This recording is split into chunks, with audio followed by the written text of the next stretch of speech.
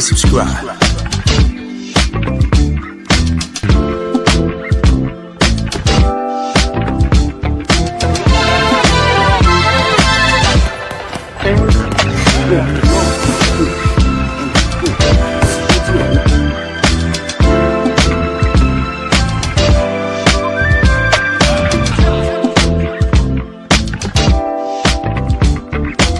Subscribe to my guy, Uncle D. Tell him Big Bass sent you. Dennis Sterling. I'm an attorney here in Houston, Texas, an advocate for black men, largely because I am a black man. I'm a black father, I have black sons. Hey man, I do what I do.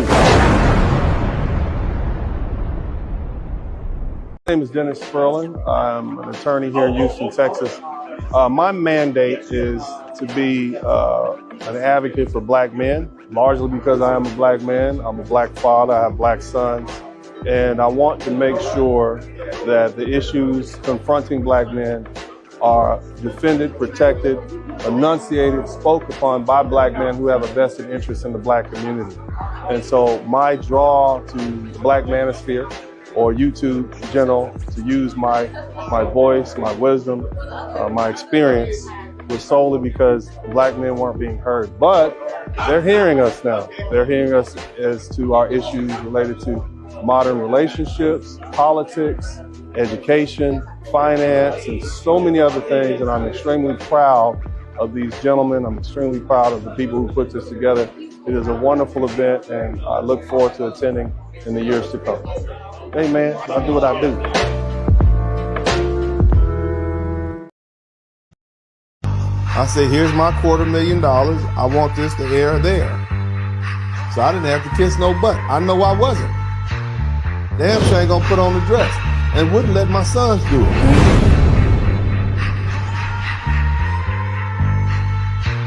If we don't own it, we don't have nothing to do with it. Either we're the shot callers, because we're not gonna be in, or we're not involved. Me and Dennis go back like 2 Chainz. He graduated law school, I graduated in the boot gang. In the courtroom, I'm Uncle Luke, man. Got me banned in America, they loot me like Lupe. On the cell block, call me Luke Cage. Dog man hero, he the new beige.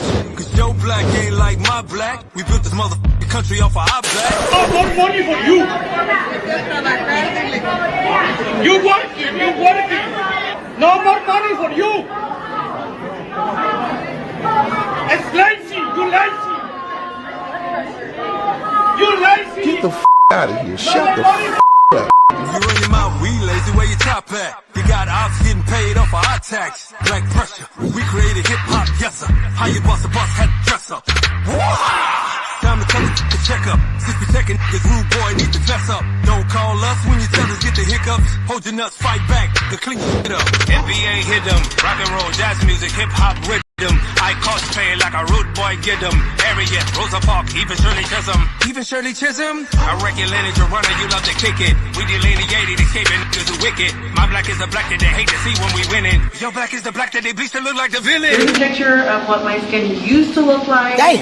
And this is what my skin looks like now. Shut up, you stupid cunt. All you do is complain. Your black nothing like my black. It's all my got my back. Harriet Tubman, train track. For 100 years, still ain't got the change back. Yo, black nothing like my black. Lizzie King, Uncle T, you know the top back. Big Bass know the game, take you out back. Imitate me of rice, you know my black. If you have a problem figuring out whether you're for me or Trump, then you ain't black. 99 biggest promises Biden made to people, he's only following through on about 30% of them. One thing America doesn't forgive is weakness. They want to see you fighting for your goals. And on some key issues, Biden seems to be waving the white flag. He just looks weak, and I'm not talking about physically. People want to see their president going to the mat to get what he wants. And it doesn't help that anytime Biden does take a strong stand on something, his staff comes out to say he didn't mean it. I'm up real early to fall for the same politics. I flush the toilet. You talking ain't money, you need to burn it. Folding from the couch, watching dinners and all the spurlers. You with my earnings. How many times you gotta pull the same Democratic trick? Banana in the tailpipe. Since Obama like dreaming of eggplants and bananas, please tell him get his tail right.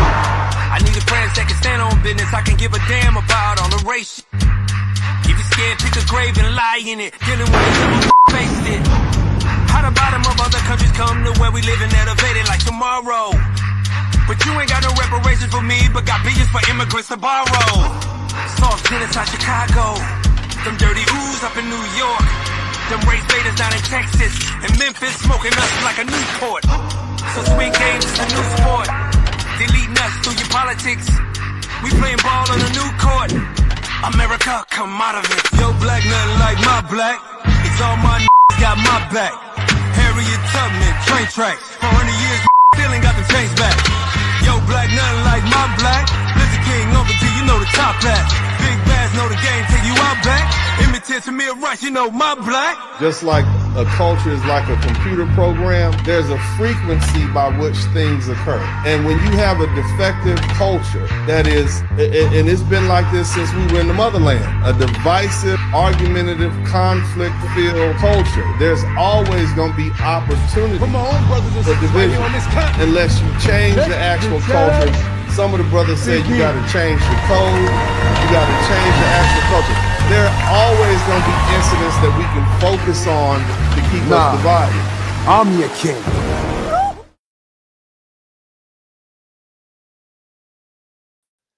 Yeah, man. Shout out to Big Bass Life. My man is like the voice of a movement. This whole political movement coming off of YouTube. First, there was a social movement and whatnot, and you have the Kevin Samuels was the mouthpiece of that, man. He took all the talking points from what they call the manosphere and took them mainstream. And man, but Big Bass Life definitely has the theme song for the music. I'm gonna try to call him up and see if I can get autograph or something. You know what I'm talking about? Yeah. What's up, baby? What's up? All right, everybody. Welcome back to the broadcast. My name is Dennis Sperling, also known as the Blizzard King, and I'm known for delivering the cold, hard truth. I got my lukewarm, room temperature water here. That's delicious little tap water for Uncle D. And man, we're gonna go ahead and dig straight into it, man. Look, make sure that you hit the number 1 button. Make sure, for me, okay, I need y'all to do this for me. Make sure, if you haven't already, okay, go ahead and hit that like button, man. Hit the like button as you come on in here, baby. Don't cost you nothing. I know you don't have no money right now. I know the federal government done fired you from your job. You got to find a new job by August. Shout out to all my people up in D.C. You going to get a new job. You had that good federal job, that good government job with them benefits. All you needed was 3.5 more years. And you was going to have that full retirement.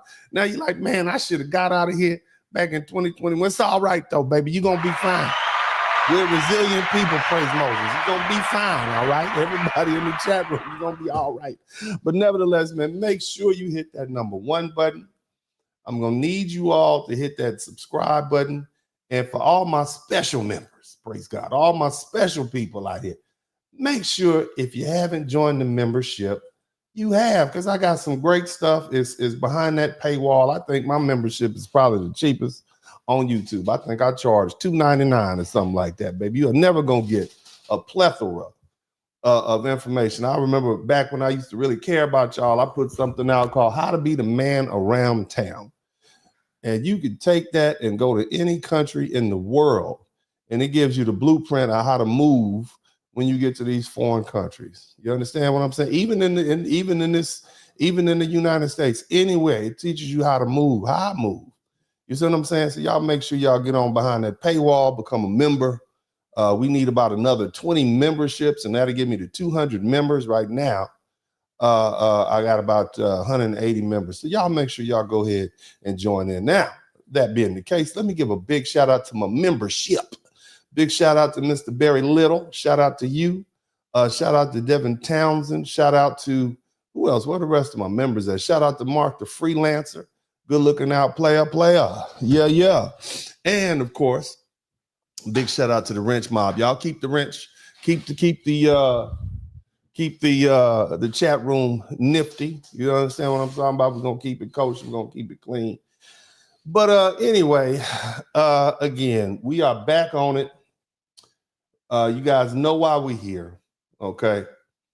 And it's a stark reality that we're dealing with. We know that the world has changed, and we need to confront the fact that these immigration policies hey, Trump has came in smoking hot. They are now deporting people. They're deporting African immigrants to Panama. You understand what I'm saying? I want you to understand. You are from Africa. You came over here illegally. They're sending you to Panama. They're probably going to start sending folks to El Salvador and Guantanamo Bay, but they are sending people to Panama. Can you imagine that? I've been to Panama. It's a beautiful country, beautiful place. But if I was to go there just to be put in jail, ooh, take a look at this right here. I want y'all to check this out. Let me know if you can see what's going on. Can y'all see the screen? Can y'all see the screen? Look at that. Let me look at that. Hold on. Let me see if I can turn it up. It's about 11 days if it passes through the canal. Yeah. Without it, it would take nearly a month. Javier Pimentel has been giving tours here for nearly 2 decades. So anyway, what's going on is, and this article is from CBS, and it basically talks about how the United States is deporting unauthorized migrants from nations like Africa and Asia to Panama. Right. And I mean, golly, they're sending our black brothers and sisters to Panama, and black folks are not in an uproar. OK, this was just Wednesday. Military plane filled up with folks from Africa and Asia got sent down to Panama. Now, here's the thing. OK, I want you all to understand something, that this is a deliberate tactic. OK, Trump made it clear that he would crack down on immigration, and it makes sense for him to send Africans to a place where they will be inconvenienced rather than back to their home countries. Let's be honest. Sending somebody back to their home would simply that's going to reunite them with their family. They got a support system and communities they know. That's a comfortable return. You good. That's like putting the rabbit in the briar patch. But instead, he sent them to Panama. And I don't know if you know, Panama is hot. It's not like one of these island countries. It's not an easy place you can cozy up to. Okay. It's like Little America or something like that. But, you know, they're going to face some uncertain future. There's a language barrier. There's a lack of support. And this is a deliberate choice to make their lives difficult. And it reveals the underlying disrespect towards Africans in general, but something that foundational Black Americans have had to deal with a long time. Okay, but too often our African brothers and sisters have shown complete disregard for our history and the pain that Black Americans have had to endure. They come here, and rather than standing in solidarity with us, they act as if our experiences don't matter. And that's just unacceptable. Okay, and the truth is, they need to understand the suffering we face as foundational Black Americans. It's not just a relic in the past. It's an ongoing reality. And if they want to be part of our community, first they need to go ahead and confront the very real consequences of their indifference. See, real unity can't be built on ignorance or disrespect. All right, they are going to need to experience the discomfort and the challenge, so as to challenge their assumptions. Right? Otherwise, we'll never be able to come together. And until they grasp the depth of our struggles, we can't have brotherhood or sisterhood. Okay? Now, what I'm trying to tell you is something that I believe wholeheartedly. Some folks don't believe fat meat is greasy, and other folks are hard-headed. And you know what they say about a hard head? Everybody in the chat room, a hard head makes a what? Soft what? Don't use profanity. Try to use something else. But a hard head makes a what? Soft behind. And in other words, in order for our African brothers to truly understand where we're coming from, they're going to have to suffer. Now, they feel it. And I'm sure they do feel it. It's a lot of uncertainty in the immigrant community everywhere. Okay? Everywhere. Now, this is what's going on. I want you to check it out. They even cracking down. And that memo revealed deep fair use. This is a video that popped up yesterday. And this is they cracking down details of a planned crackdown on illegals in Los Angeles. Look. DHS Secretary Kristi Noem says she believes the FBI leaked it. Noem posted this on X. The FBI is so corrupt. We will work with any and every agency to stop leaks and prosecute these crooked deep state agents to the fullest extent of the law. You hear what they said? They're about to start putting people, they're going to put the FBI, Department of Justice is going to put the FBI in jail for leaks. So what does that tell you about how serious they are about getting rid of these immigrants? Nobody. If you even think about trying to help these folks, then your butt is, you got a problem. You understand what I'm saying? This is how serious the United States is about getting rid of people. They're going to start putting FBI people, members of the Federal Bureau of Investigation are going to the federal penitentiary. Can you imagine? You done put about 10, 12 people up in there, and now you in there with them. You in there with them soldiers and warriors. You in gladiator school all of a sudden. Boy, can you imagine? This is how serious we are, okay? And y'all know him. And the California operation may have been someone in the FBI. I've talked to the Deputy Attorney General. We talk every day. Yeah. But this weekend we talked about he has opened up a criminal investigation into that league. So when we find these people and we have the evidence to support. When somebody say these people, when we find, he's talking about FBI, he's talking about law enforcement. No, if law enforcement can't help these people, that lets you know they're in trouble, and they're trying to redouble and re-triple their efforts, okay? So what I'm trying to explain to you all is that they are just getting started. They're about to unleash a nation full of bounty hunters. They're offering bounties for these people, and once they get through with the Latinos and the Asians, they come. I mean, they're running after the Africans now. Okay, so let's keep listening. For the prosecution, that's exactly what's going to happen. They don't understand. I don't care what their political beliefs are. This isn't about politics. This is about the safety of our officers. It's only a matter of time if these leaks continue that our officers are going to walk into a place and be ambushed by someone who just don't care about life. That being the case, he's just talking about, you know, how folks is, we're not going to have people out here snitching and telling while we're trying to lock them in jail. But here's the thing I need you all to understand. Okay, so we're in a situation where we have people who are in this country who are of African descent, and they've been here for some time now, okay? And I find it interesting that now that the heat is on, okay, now that it's getting hot in here, okay, now they want to start having an understanding of what we as foundational Black men have been dealing with. I want you to listen to this video right here. Fair use. Don't understand the African American experience. I never knew until I came here and started learning the history of what happened here.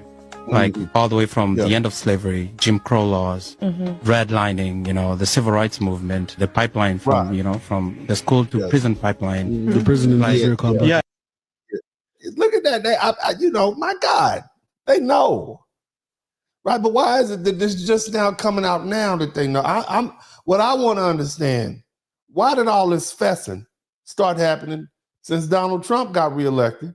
Because they wasn't fessing like this during his first term from 2016 to 2020. They wasn't fessing like that. Now it's all this fessing going on. They are, we know what y'all had to go through. And my God, it's terrible what y'all had to go through. Man, I don't know, you know, and so y'all, the prison, the school to prison pipeline and Jim Crow.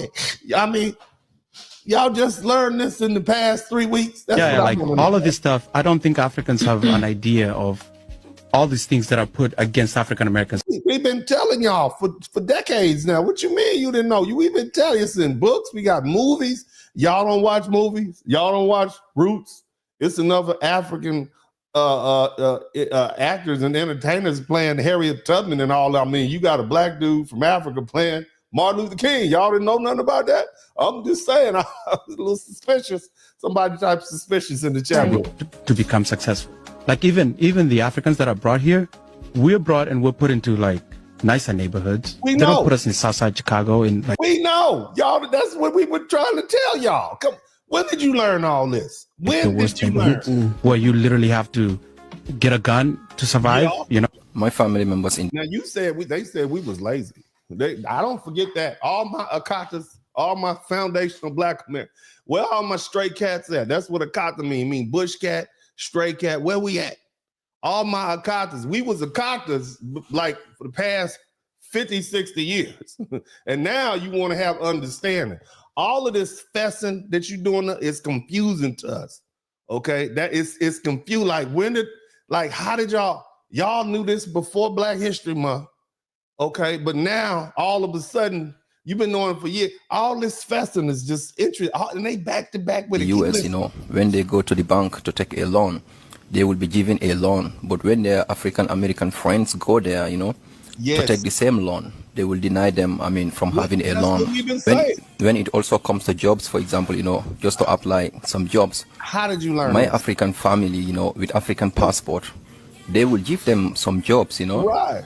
And then the African Americans, they know they will not be able to have the same jobs. So God bless this brother here for explaining these things, to the Africans who thinks that they are in the United States and they are better than African Americans, because of their hard works, they are there. Hard work. Somebody type hard work in the chat room. Hard work. Somebody type hard work. Remember, we lazy. We don't work hard. Remember that? Do we say that? Keep listening. As he said, from the time of slavery all the way to the Jim Crow era in the United States, not only that, but even today. Look at all of this confessing that's going on. Look at all this confessing. When have we ever heard this much confessing from our African brothers and sisters in such a short period of time? When have we ever, lazy, you don't work hard, you work harder, just work harder. Work harder than stop them people getting deported. And just so you know, the people on the plane that they just sent to Panama, the Africans they sent to Panama, they weren't criminals. They didn't have criminal records. They were just in this country illegally. Just like a lot of Ukrainians and other folk, Canadians. You understand what I'm saying? So these weren't criminals. They sent out families, all these folk, mom, dad, everybody got to go. You going back to Nigeria. That's what they said. The way the system is built, you as an African with an African passport, the system will favor you than the African Americans because of what? You knew that already. You knew that already.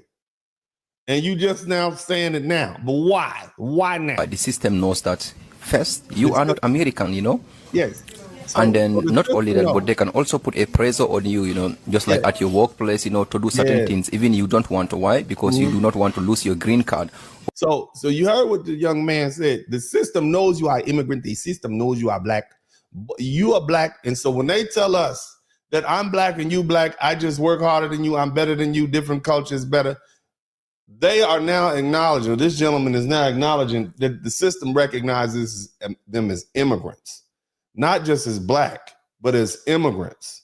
And so they don't have to deal with the same systematic oppression because they're classified as immigrants. Black, yeah, there's going to be some day-to-day prejudice going on, but it's not systematic because they give them the benefits. Now, check out what he just said. When you hire us and we go to these jobs, they know we're immigrants, so they can treat us worse because we have to take it. Otherwise, guess what? We get sent home. Let's keep listening. Or you do not want to lose your job, which might just put you at the risk of deporting you back to your home country. I have seen a lot of Africans, on the internet talking about African Americans being lazy, being lazy. Somebody type lazy. We know. Being that, We seen that. If you think because of your hard work you are in the US, why don't you sit your ass in Africa, to work hard? Sit your ass in Africa. Shout out to Greta Williams. Thank you for being the first person to contribute to the super chat. Look, I'm just saying they confessing. It's not just the Latinos confessing. Everybody's confessing. Why are we the subject? All my foundational Black American brothers and sisters, why are we on everybody's minds and lips right now? Are they why aren't they attacking the foundational? Why aren't they attacking the Black American? But why? Because we're not immigrants. That's the first thing. But why are we on y'all's mind like that? Asians are talking about us. That we need to get together with the Black community. I just did that broadcast yesterday. Latinos are like, well, what about the Black community? Come stand with it. Now you got Africans talking about it. Next thing is going to be the Europeans is here from overseas. It's like, we need to get the Blacks involved. You see what I'm saying? To get what you are having right now in the US, but no, because you can't make it in in Africa because of the way our system back home here also is not enough jobs for people, not We know it's a system you left because you didn't have the intestinal fortitude to fight like we fought against people that even look like you. We fought against people that literally were culturally made and raised to believe that we were inferior, and we fought against them and got rights. We are literally in the belly of the beast, and we fought for equal rights for Black folk. That lets you know the caliber of people we are. That lets you know the caliber of human beings we are. I don't care what kind of, I don't care how many songs Glorilla makes. I don't care how many songs and booty clapping noises that girl made. What's that girl's name? The Stallion. What's her name? I done forgot her name already. The damn, what's the girl's name? Y'all know her name, man. The damn Stallion girl with the big brown booty. What's her name? I don't care what she does. You still can't take away from who we are, Megan Thee Stallion. I don't care what you see and what you believe. At the end of the day, we are an amazing and dynamic group of people that everybody around the world would love to be able to emulate, often duplicated, never replicated. You understand? We are the original.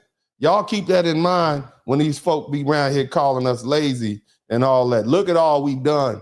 That's some, you know, don't get me wrong, we got a little degeneracy going on. But at the end of the day, we are an amazing and wonderful people. Keep listening. Jobs, you know, but you, for example, who is from a minority family, let's start with, you know, you will not have the chance, I mean, to be able to do something here, because it's not about what you know, it's about whom you know. The same system is in the United States put in place for the African Americans, you know. So yeah, a system we set up. They didn't put it in place for us. We fought to have that system put in place for. Make sure you get the language right. We fought. We didn't run. We didn't run away from our countries and our countrymen to come over here and reap the benefit of what somebody else does. That's like somebody come taking over. You got a house all laid out. You done cut the grass. You built the house. Got a nice lifestyle set up here. And then somebody else come and move in your house and demand equal rights. I'm just saying, that's how we feel as Black folk. And then come in and tell you lazy. That's the cold part about it. They come move in your house and tell you that you're lazy. They ran from their house. Their house has got roaches in it and falling down. They got mold in the ceiling. The damn light switches don't work. The doorknobs are greasy. The grass all over into the edge of the sidewalk. Okay, the damn ground cracked. Look, you know, the molding's coming off the wall. All the light bulbs are broken and it stank. And they leave their house. No food in the fridge. They leave their house and they come over to your house and they start wearing your clothes and looking good and pretending like they're you, and then got the nerve to tell you lazy. This is, look, I would say this. It's one thing for Latinos and Asians and stuff to, you know, speak derogatory about foundational Black Americans. It's a whole nother level of disrespect when it comes from our African brothers, especially since we had held y'all in such high regard. Okay, I just want you to understand that it's a special kind of disappointment that we have. Not even more so, not necessarily for our Caribbean brothers and sisters, because we know they on some effed up stuff too. They got some problems there, had to deal with slavery. In many cases, theirs was worse than ours, so they dealing with. But for our African brothers who come here, especially from the part of Africa that we predominantly are from, that's the West Coast. You know that little armpit right there, that little armpit of Africa right there, Togo, Benin, Nigeria, Ghana.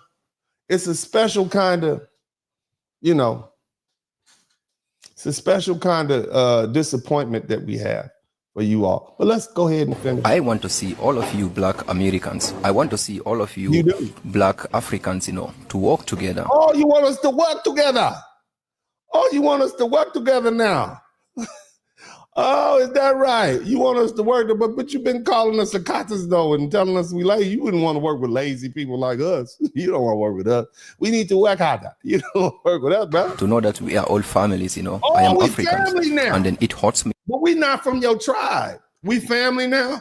Because see, before when we said our African brothers sold us into slavery, y'all said, no, because we're not family, because you had a different tribe. So really they were selling their enemies into slavery. So we not family. Y'all gonna have to make up your mind. Okay, when the heat get hot and then you come running because it's hot, that's not genuine to me. And I think I can speak on behalf of most foundational Black Americans. It's not until the heat got hot and Trump starts sending folks home that y'all want to come start confessing how proud y'all are of us and how amazing we are. We knew that. We knew we was amazing a long time ago. What are you talking about?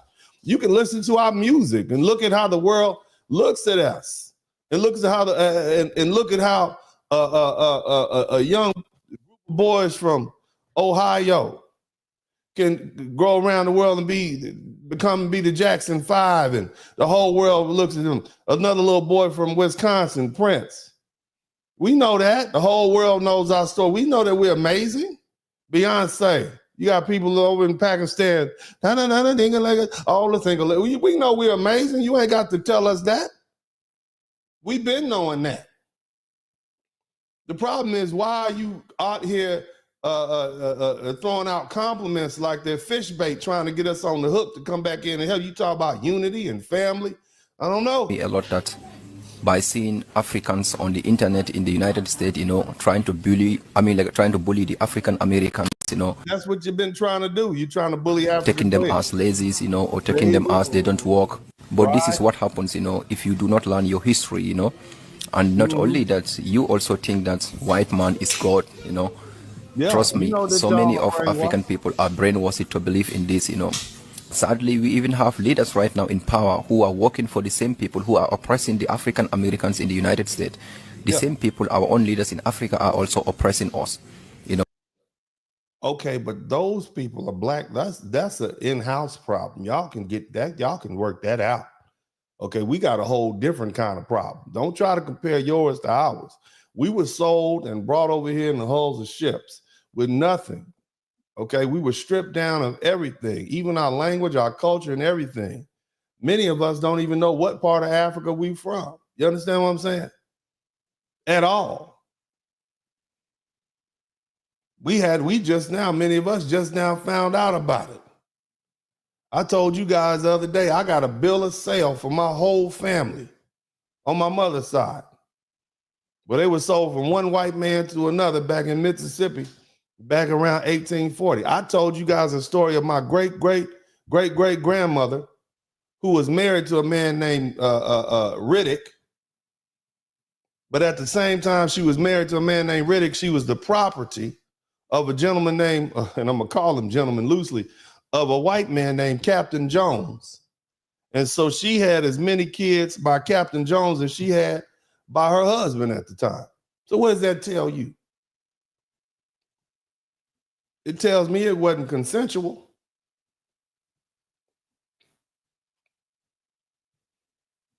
So this is what we had to go through. Let me give you some more. Just let's go ahead and push this history lesson deep down your throat. You see what I'm saying? Let the white man speak. Go ahead and speak, white man. Set to launch their free breakfast for children program in Chicago. Police broke into the church where it was going to be held and urinated on all of the food. Let that sink in. You understand what he just said? The Black Panther Party for Self-Defense had a Feed the Children program. Okay? And the police officers broke into the facility where the food was kept and urinated on the food that was going to be fed to the children. Armed officers sent in not to stop a crime, to seize weapons or drugs, but to desecrate meals set aside for hungry kids. Because now, do you understand why Black people have a, we'll say, interesting relationship with law enforcement in America? Do you understand that these police officers, right? Blue line, somebody, all the blue line, support the blue. They broke into a place where children's food, which was going to be served the next day, and urinated on it.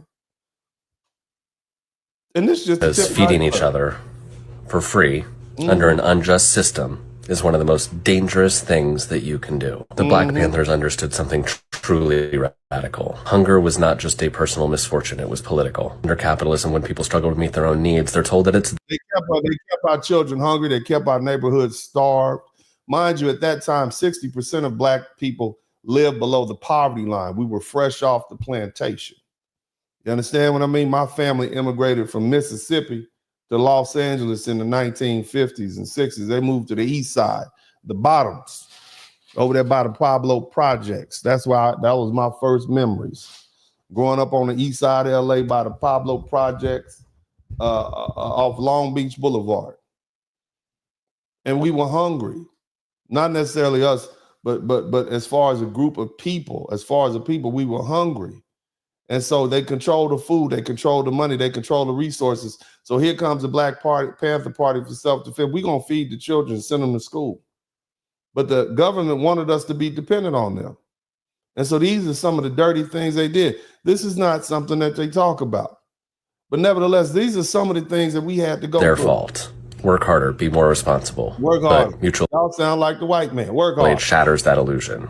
It exposes the truth that suffering is not a personal failure. It's a designed outcome of exploitation. And when people realize that, they stop feeling ashamed. They start feeling angry. They start. Now let's go back to the African brother. In Go the ahead. United States, these black Africans who think like this, they just think the same as some of our leaders here right now who are working with these Western powers to oppress the black peoples in general. So I said, it's time for you Africans, who thinks like this, to come on the table, to know that African Americans are our family members. As an African living in the United States, Now I want you to keep on listening. They're doing a lot of fussing. Keep on used listening. to share the same sentiment that Africans share about African Americans because I had a hard time when I first moved here. People used to always tell me, you're not black enough, you're an Oreo, you're secretly white on the inside, as if I wasn't literally from Africa. She really can be, but go ahead, baby. Let's hear what But you I now say. understand after living here for 8 years that black in the United 8 years. She been living here 8 years. Some of these folk been living here 20 years, 30 years, 40 years. They've been here hundreds of years. You've been here 8 years. And you already realized some stuff. So what does that tell you about the Africans who are your professors or who may be your supervisors or bosses, and they still telling you it's your fault because you're just lazy? It means they know. United States is a very specific criteria, and anything outside of that just doesn't fit. But I want to help African Americans understand that. What are you going to help us understand? You going to help us? Let's see what you got. Africans coming to the United States are immigrants, first and foremost. We knew that they were immigrants first and foremost. We've known that. They don't identify. We knew that. We knew that they were immigrants because we say we all black. No. I am not black. I am Nigerian. And matter of fact, I'm from this tribe and that. That's what you say it. That's what you say it. Okay, well, we go ahead and explain. Then they are Nigerian or Senegalese or whatever country they're from. And then at some point, they are black. At some point down the line, when it's convenient, when that plane is about to take off from the runway and go down to Panama, then you're black. That's what it sounds like to me. It sounds like you're black at that point, just to me. I'm just going to keep listening because this is a lot of fussing on the internet. It's a lot of fussing going on in the past 3 weeks. It's really kicked up over the past 2.5 weeks. But let's go ahead and keep Africans don't put black high up on their identity as much as African Americans do. And that is for legitimate reasons on both ends. We've been telling and so when an African is coming to the United States, they're thinking to themselves, okay, I'm an immigrant here. I have to do my best for myself and my family back home. The sacrifices that took for me to get here. The sacrifices that it took from Black Americans so that you can be here in the first place. Let's talk about that, but we'll let you finish. Go ahead. We're no light work. It wasn't light work for them to let you come over here in the first place. They didn't want black people here. They had already had enough local blacks, okay? And the idea that Black Americans fought during the Civil Rights Movement to get that 1965 immigration bill passed, which outlawed discrimination in immigration. Okay, don't forget that. It's not you that got you here. Okay, because you could have ran up on that brick wall that said America is closed to black people, like many did before. Okay, and you wouldn't have been allowed in. So give yourself no credit. I'm just going, all you Africans who are here right now, give yourself no credit. All right, you are here because foundational Black Americans knocked that door down, along with installing other civil rights for black folks and everybody, actually, not just black, but let's keep listening. Okay, so I need to really like align myself with what's going to make me successful in this country. And because selling out, that's typically what y'all do. Go ahead. It's the United States, it's the dominant culture, which is white American culture. So what Africans do? The dominant culture is the white American culture. So what am I going to do? They're going to instinctively ally themselves with the culture that's going to give them the most success. I mean, I'm going to instinctively run up next to the people that are oppressing me in my country because it's beneficial. What does that say? That means I'm going to run from the black people, okay, that allowed me to come over here because them people didn't even want me here in the first place. But I'm going to run from the black people, okay, and instinctively run on over here because I'm a runner. So I'm going to run over here with these white folk and be their pet for a little while. That's what it sounds like to me, okay? But go ahead. But that's not why we open those doors up for you to run over there to the white people. We like, y'all come over here and we're going to be brothers and sisters together. But this lady is saying specifically, what are you supposed to, we ran to, that's the dominant culture, so we want to go sit over there. And they was nice to me. You know what? They were so nice to me, made me believe that these black people just must be lazy. That's what you thought. But African Americans even admit that they have to code switch to be successful here. I don't code switch. Even when I'm in court. I talk the same way I talk now. I might not chop up as many words. I don't code switch. That's what you all do. You do that in those places because you want to sound like they can't tell you black. If you just talk like, oh yeah, how are you doing? I don't code switch. You notice that? Have y'all noticed that about me? I don't code switch. Because I'm proud of who I am, and I won't let everybody know who I am. I don't play those games with people. I don't hear white folks code switching. I don't hear Asians code switching. I don't code switch either. I'm just saying, shout out to Liliana McDonald, gifted one dinner spread and pie. That's what I'm talking about, baby. We need some more super chat. Oh, look, and if you learn something, I'd appreciate if you let me earn something. So if you didn't learn anything, that's fine.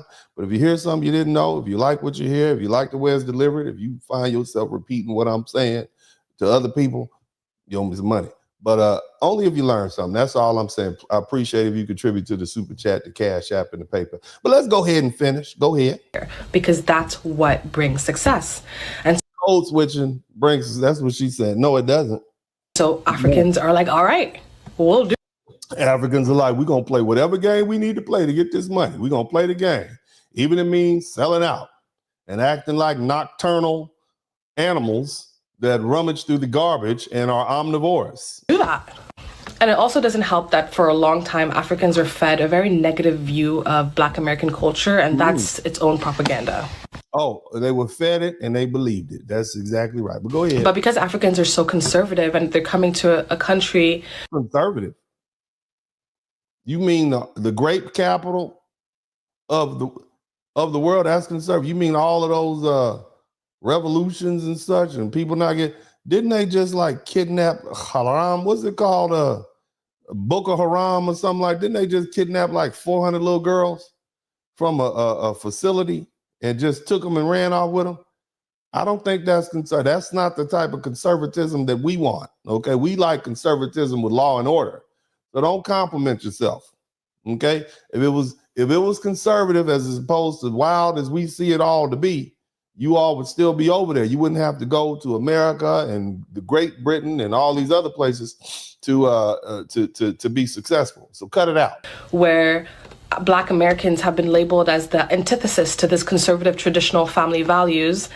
The most religious group of people in America, the hardest working group of people. In fact, the people that built this country, right? We are the antithesis of conservatism. Listen to it. Keep going. They have, if anything, more in common with like Southern Baptist, white, racist people.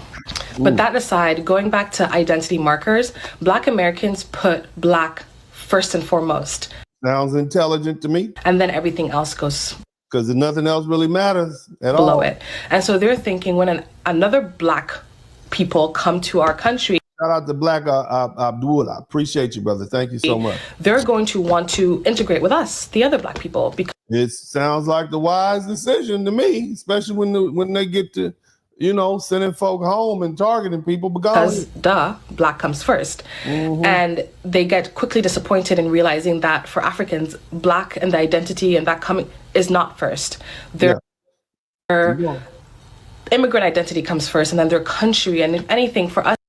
Listen to this, man. As African, all this explaining, this is the most detailed explanation of why our African brothers and sisters choose to act like nocturnal, omnivorous creatures than I've ever heard. We just gonna turn our back on these black Americans because we're gonna go run up here next to the dominant folks who are in charge, and we're just gonna do anything they say do and shun these black. Matter of fact, we're gonna say the same thing about foundational black Americans that the folk that don't like them say. Imagine how disappointing that is to black people to hear our quote unquote own brothers and sisters speak disparagingly about us after we were the ones that opened the door up so that you can get in the first place. I want you all to understand that. And now it seems as though all of this understanding has come about in the past 3 weeks. I find that amazing that all of this understanding has showed up when Donald Trump, hot boy DJ Trump, the hottest rapper in America, okay, him and Tom Holman got together and say, not only are we going to send these Latinos home, but we're going to send the Asians and every African we can get, including all y'all going. Now it's some understanding. Because, see, you've already demonstrated to us that you're opportunistic. You've already demonstrated to us that you will gravitate to a group of people who don't like you in the motherland and definitely don't like you over here. But you're going to run up next to them and spink with your own code switching, right? And fake and fraud. So how can we even trust you? How do we know this is just not another trick to get you through the day? I'm just asking questions. Okay? To feel like that's my brother, that's my brethren, or whatever. You have to come from the same tribe as us because we have so many black people around. We don't automatically pre-select for black, but black Americans don't have so many black people around, have had to defend and protect their culture amidst a dominant white culture, and so they listen to all this confessing. Golly, I mean, this is an excellent. This lady needs to write a dissertation. Shout out to Johnny Harris. They already pre-select and are overprotective for black. And so that's why I think at the core of it, there's like a deep misunderstanding because of not realizing that we put, where we put our identity markers. We understand. We understand very well. You, and clearly you understood too. You just chose not to acknowledge that and come over here and unify. And what we put first and what we prioritize are so different culturally because... I'm going to tell you, brothers and sisters, something. Look, when you start letting Africans from Africa get in power, and if they haven't earned it, they're going to treat you worse than the white man treats you. I'm just letting you know. This is the nature of this personality type. When you get an opportunistic person or group of people like that, shout out to Cassius Chris. When they start becoming in charge, they got to show the white man that they can treat you worse. Just keep that in mind. They have not suffered. The door was open for them. Shout out to Miss Elaine. The door was open for them. They didn't suffer. They just stepped in. They swept it out. I worked so hard to get it. Okay, you filled out some documents and you took a plane and you came over here. You took a job. You went to school and now you're a doctor or whatever. Okay, that's not what we had to go through. You didn't get hit in the head with bricks and water hose and have to see your parents eat their food out the back door and be treated subservient. You didn't have to do that. I'm just saying, don't compare your struggle to what we had. This woman been here 8 years. Baby, I got underwear older than your time in the United States. I'm just people. That doesn't say nothing much well about me, but you have not been here that long, baby. I'm just saying. Our differences in trauma, realistically. And so it does make sense that Black Americans will be like, oh, my people, my brethren come here, and African. Because y'all didn't want to understand that. Shout out to Oakland. Americans or Africans, coming to the United States are like, I'm just trying to make it here. Yeah, I'm trying to make it here at all costs. I'm not going to get involved in that black stuff. I'm here to be a nocturnal animal and do whatever I have to do, okay, to succeed here in America. Okay, that's what you said. We know that. We just thought, y'all was doing, shout out to Black Sand. But all this, I mean, it's amazing. A lot of work to immigrate to. It took a lot of work to the United States. And so it took a lot of work to immigrate. You walked up here in 2021, many of them. The rest of y'all filled out some documents and showed up at the airport with your passport. Did it really take a lot of work?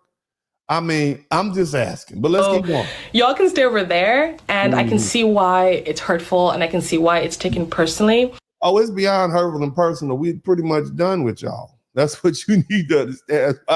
We ain't out there protesting, even though they just sent a boatload of Africans to Panama. That's what you think is hurt.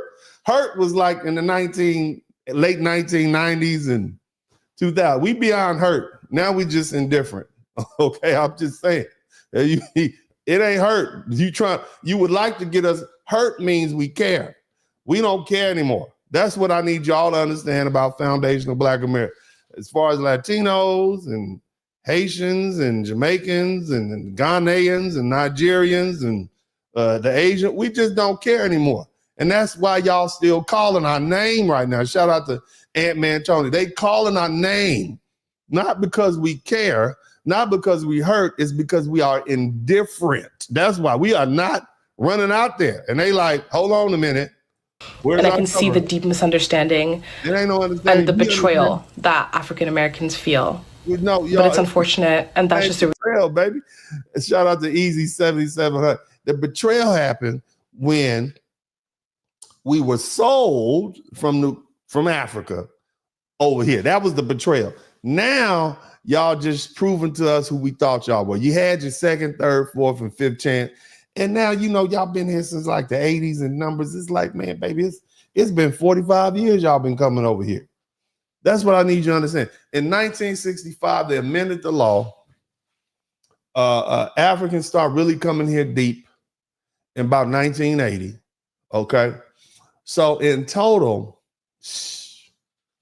man, y'all been here coming over here 60 years. You don't think we got y'all figured out by now? You don't think we got it figured out? It's so much so we know what you eat. We go to school with you. Some of us have professors. Hell, we got people that are married to Africans. Shout out to Mr. Medica. We know y'all. We got y'all figured out. We like, got you. And so now at this point, okay, y'all just whatever. Okay? Reality. But if we can talk about it from this perspective, I think we can get to a We're not talking. Look, you need to talk to Tom Holmes. Better understanding. But I also believe that Africans that spend enough time in the United States. You need to go ahead and go through what you need to go through as a group of people. Go through that crucible of disrespect and dishonor, and then we can talk. Get to this compassion and understanding of the Black American community. Oh, now you want to be compassionate and understanding. Because it is you want us to be more compassionate and understanding than you too. That's what it sounds like. Very unique and specific set of circumstances for a culture to grow and to develop. As a conscious African, I mean, they are everybody. They all confessing. I must. She's cute though. She's cute. You pretty. You got the little forehead thing though, but that's all right. You cute. Push back against this constant display of ignorance by some. Why y'all ain't been pushing that for decades? Why we just pushing back in the past 3 weeks? Some African people against African Americans. African Americans must know that this is not the sentiment of a majority of African people. The constant disregard and disrespect of African American accomplishments, of their struggle, of their grace, of their excellence, of their fortitude must stop. It is embarrassing. It is heartbreaking. It's been going on a long. You go ask and stop. Boy, this past 3 weeks has done more. Look, brother, I want all the Black people. We need to give Trump a head. This is one hell of a Black History Month. They are reciting our Black history to us. We need to understand what happened to them. We need to get them back out there on the front lines. Otherwise, Tom Holman is going to send all our butts home because we immigrants. We need, golly. African Americans must know that this is not the truth. If you ever get a chance of visiting the continent, if you've ever... It costs like $300 to get a visa to go over there. What you mean? Oh, what you mean? Visited the continent, you will know that you are loved, you are supported, and you are embraced as. No, we not. Y'all be taking our little houses and knocking over our little buildings and taking our little money and beating our little women up to come over there. That's what y'all be doing. We see it on the internet. Member of this African family, because you are a member of the African family. Oh, we a member of that? Well, give us some land then. How about that? Give us some land. Okay, that's what I need you to give us some. Take Africa, come on back. Don't worry about the paperwork, baby. I got that. Treat us like we going through the VIP line at the club. That's what I want to do. Yeah. Who's that? Come on in, y'all. Now you Europeans stay over there. All the black folk from America. Where you from? Compton, Detroit. Yeah, come on over here to the VIP line. How you doing? Treat us like that. Don't treat us like we trying to come over there and bum rush. Go ask all them Africans if they want black Americans to go. No, we don't want them to come. They are violent and crazy. They're gang members. That's what they say. Yeah, don't nod. You don't treat us like we in the VIP line. You treat us like we, the group of people with the ugly chick that's way in the back, okay, with the meat hanging off the side of the heels. That's who you treat us like. That's who you like. We got dusty ankles up in here. Shout out to all my Akatas out there, all the wildcats. We should get a team called the Akatas up in here just to show them how we do that, how we flip the script and turn it around and make something exciting about it. All us wildcats know how to survive in the wild. Y'all out there, y'all some domestic cats in the window looking out the window. And now they done put you outside with the wildcats. And then Tom Homan is the cat catcher. He's sending y'all home. Oh, he's sending y'all to Gitmo. That's what I'm talking about. And this display of ignorance by Africans, especially those Africans who have decided to settle on this soil. They didn't settle. Your words, you're very selective with your words. They bum rush the door and start taking up spaces in the United States meant for foundational black America. There's no settlement. What are y'all from? Colonizer? We settled here. It was settled. No, it was already settled when you showed up. On American soil, must understand that it is because of the struggle, it is because of the sacrifices of African Americans that we are able to be here, that we are able to enjoy these things. It is right. Because and so you are exposing your own ignorance. Speaking this way. I know. Stop it. Stern, stop it. Okay, what you got to say, baby? I feel like as an African American, this diaspora bullshit. I have to chime in here because I haven't seen a lot of videos with the AA versus Africans conversation, but this propaganda, this is so westernized.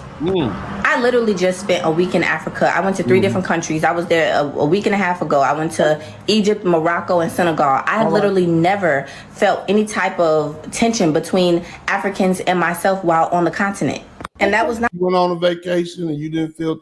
That's good. That's wonderful, baby. I'm happy for you. That's not my first time on the continent. I have been to Ghana, South Africa, Tanzania. You got some money. I can see she got some money. You traveling all them places like that?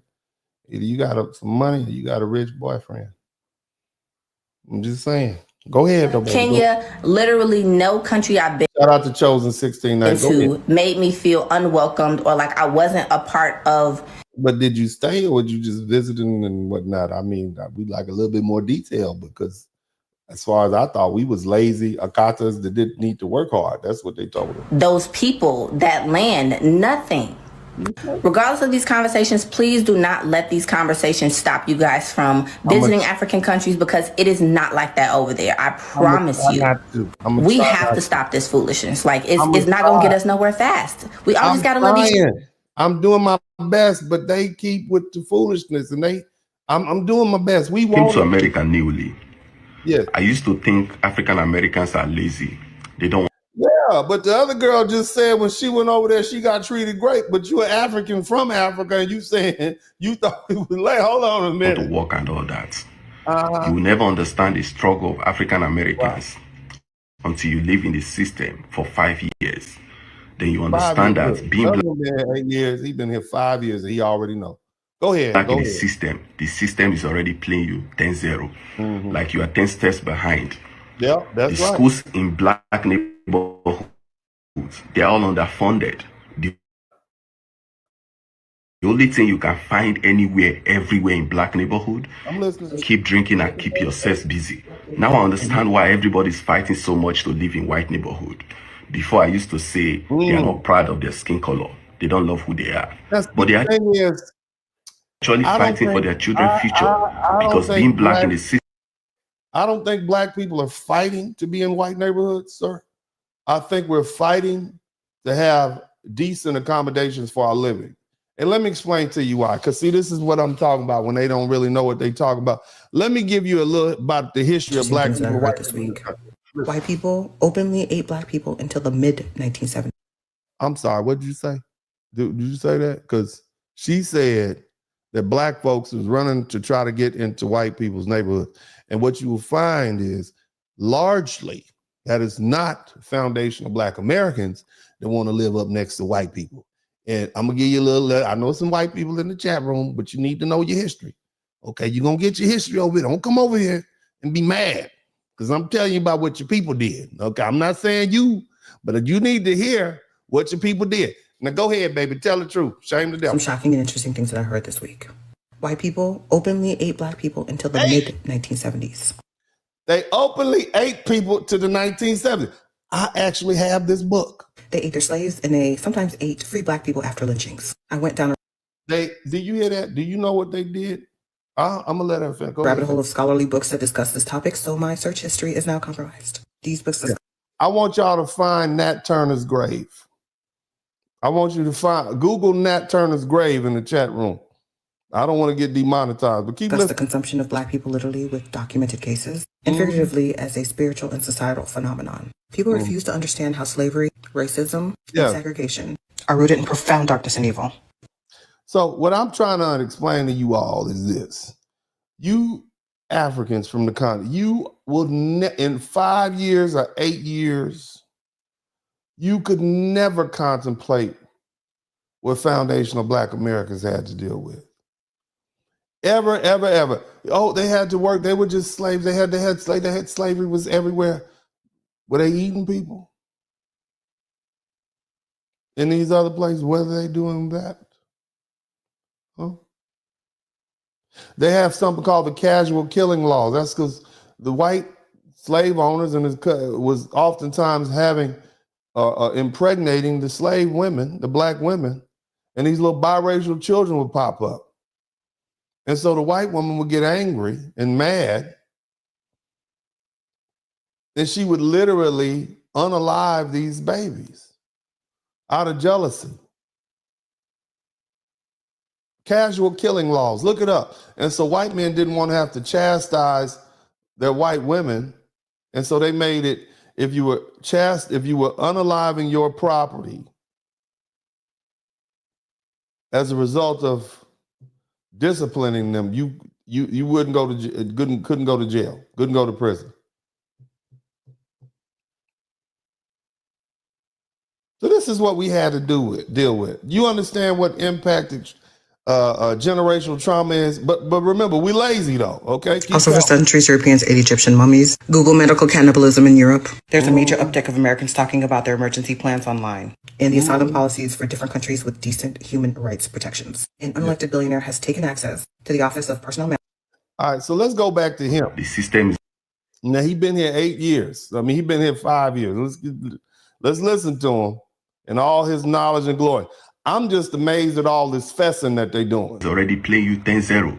You are 10 steps behind. Is it you that is coming with underfunded certificates that want to be competing with somebody that is 10 steps ahead of you? Being black in... Well, you need to work harder then, sir. Okay?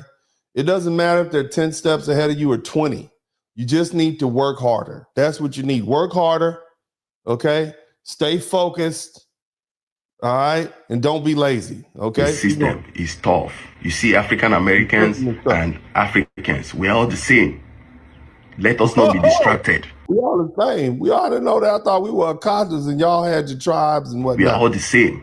The only difference is that one is living in America, the other one is coming from Africa. Let's support each other's business. If you see your brother trying to make it. No, we're not the same. Because we have dealt with a lot. We have dealt with things that most people will never be able to deal with as a group. We talking about levels of trauma, impacted generational trauma that you could not even fathom, and you definitely would not understand in a short 8-year time period, sir. Okay, you definitely won't get it that soon. All right, I just need you to understand that. But all this fessing, I find it amazing. Go ahead and keep on confessing. Let's hear what you say again. That one is coming from Africa. Let's support each other's business. If you see your brother trying to make ends meet, support his business. You get to the point now. Peace and love. Peace and love. All right. Peace and love. Peace and love. And of course, they're not the only ones confessing and whatnot. You know that. But here's the thing. I want y'all to listen to this. And we're going to talk about listen to this.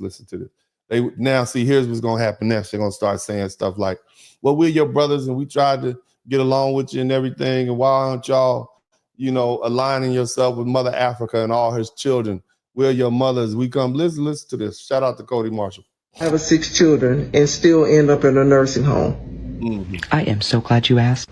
So for context, I'm essentially a butler for elderly people. And something I've noticed in the years of doing this is there are some parents whose kids visit them often and some whose kids never visit them ever. And the reason is because they're shitty people. The older generation. What did he say? There are some parents who get visited by their children and treated well by their children, and some parents who don't. Are some of the meanest and nastiest people And the reason is because some of these parents are the meanest and nastiest people to their children I've ever had the displeasure of working with. But the ones whose kids visit often, those are usually the sweet ones. The parents who are loving and kind. And the parents who the children visit, when children go visit the parent, they were sweet and lovable to their children, nurturing, supportive of their children. And what's ironic is the mean, hateful, angry elderly ones whose kids never visit them, they are just baffled as to why their kids don't visit. They just can't seem to comprehend why their kids wouldn't want to be around them. So, somebody type Mother Africa in the chat room. Because to them, they can't even fathom the possibility that they are shitty people. Somebody type Mother Africa in the chat room. Somebody type FBA in the chat room. It must be something that's wrong with their children. Must be. They're lazy. Somebody type lazy, ungrateful, disrespectful. They don't know their heritage. Must be something wrong with the kids, right? Not them. So, if you find... There's nothing wrong with how Mother Africa treated its foundational Black American children that it sold to these European slavers for a drumhead full of liquor and tobacco. No, couldn't be that. Find yourself at the end of your life and your kids want nothing to do with you. Now, of course, back in 1983, they sent 1,000 boats to all the docks along the East Coast to send us back home. Did y'all hear about that during Black History Month? In 1983, they had all them boats lined up on the East, and none of us went back. Of course, then they sent some planes right before COVID-19 to take us all back. Mother Africa did that for us, right? Yeah. Chances are you're a shitty person and you were a shitty parent, and that's why they don't talk to you. And that's why we are where we are. I mean, I'm just saying now. Let me go ahead and get this barbecue grill ready and heat it up, baby. Let's go on ahead and barbecue a little bit. So, that being the case, family and friends, for decades, if not, at least decades, at least down there, half a century, since these first new wave of Africans start coming to the United States of America, back in 1965, I'll talk about that, the 1965 immigration law. It lifted a ban on immigration from countries where people of color, where Africans, Asians, and Latinos were coming from. Okay? That would be African continent, South America, Central America, Asia. Since then, we've been trying to help our brothers and sisters from the motherland understand the special situation that Black Americans are in. Shout out to Larry P. Unfortunately, they don't identify as Black first, and we know that. They identify with their own country first. They identify with their tribe. They identify when they come here as immigrants. Their identity structure is not built on Black unity, whereas FBA is a foundation of Black Americans because they're a relatively small number of us. We identify as Black primarily. Okay, it's not based on what state you from. It's not based on whether you grew up in the hood or whether you grew up in the country. Shout out to all my country people. Doesn't matter what region you from, East Coast, West Coast, down South, Midwest. It's always been about Black first or primarily Black. That's it. That's what we identify. Light skin, dark skin, don't matter. When push comes to shove, we all Black. Rich, poor, we all Black. You understand me? It's what brings us together. Our race that's been foisted upon us. And that's something that will not change. Not as long as we're dealing with this and we have this threat of imminent violence. We have to identify as race first. Now, for years, Black Americans have tried to explain this to Africans who wanted to try to survive in this country. And they would, we wanted them on the same page as us. But instead, and that's what we thought when we fought to get that 1965 Immigration Act passed. But instead of listening, they dismissed us. They called us victims. They said we had a victim mentality. They said white people had been nice to them. And the truth is, white people have been nice to them, but for a reason. Because many Africans were getting jobs, not because they were more qualified, but because they were more compliant. They could be easily manipulated in the workplace, made to do things. The foundational Black Americans were like, oh hell no, I'm not going to do that. I'm never going to accept that. Africans had to work hard in those jobs because if they don't, not only do they get fired, but they also risk the chance of deportation. See, there are visa requirements that force them into submission. As long as they work, they can stay. As long as they stay in school, they can stay. But the minute they step out of line, the minute they don't follow the rules, they're out of here, going back. Okay? And this isn't, I'm not trying to take away from the success of Africans who come here and made something for themselves. We are generally, as African people, whatever continent you on, we are brilliant people. Some of the most amazing people I've ever met have been Africans, Nigerians. Some of my best friends are from the African continent. Love them, brilliant, beautiful people on an individual basis. On a one-on-one basis. That's what I'm trying to explain to you. Let's not confuse the group with the individual. Some of you all are Africans right here, and you like, man, I love my foundational Black American brothers. We love you too on an individual basis, but we're talking about governments and groups. That's what we're talking about. Because as a group, you're being targeted to get sent home or sent to Panama. See?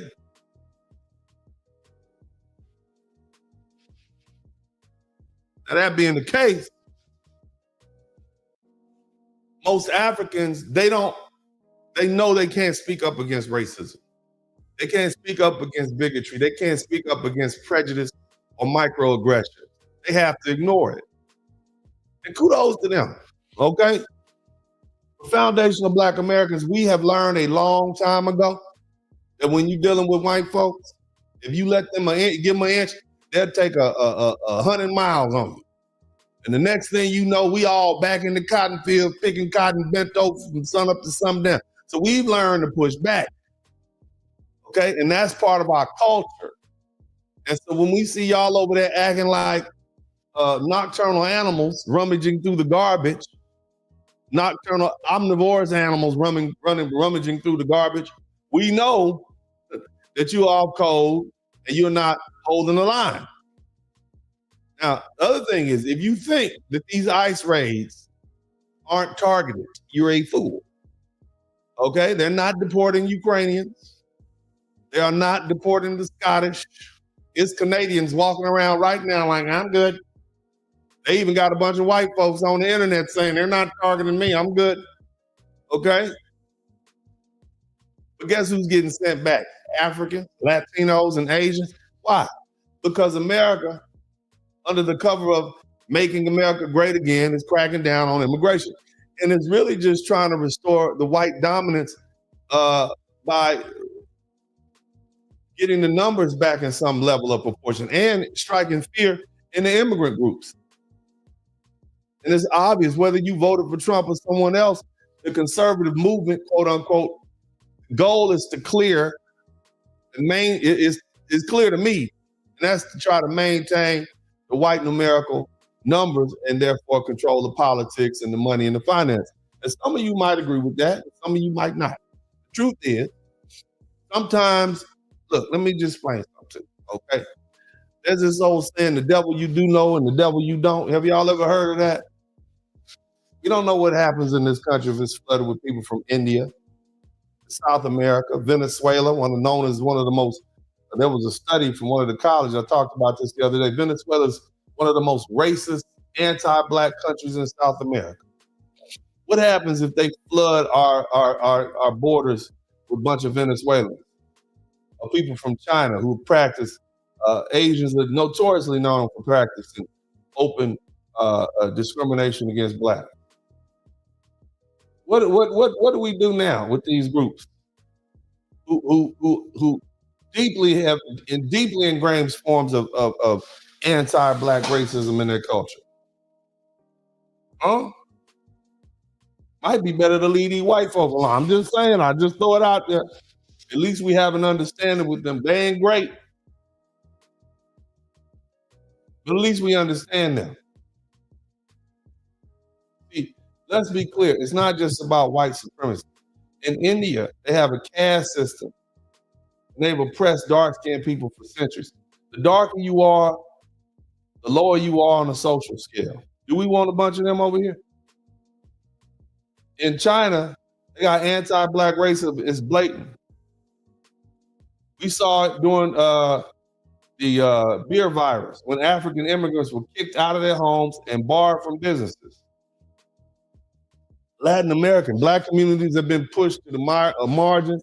They've been denied resources and kept in poverty. They even got nicknames for black folks down there, even if it's your family member, Prieto, Moreno.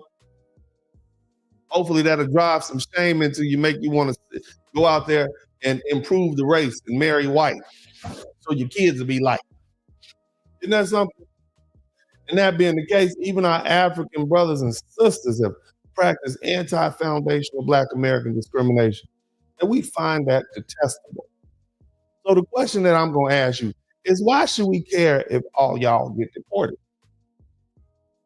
Why not just keep things the way they are? We'll keep fighting with white folks and keep making our ground. We know how to deal with them. We do it very well.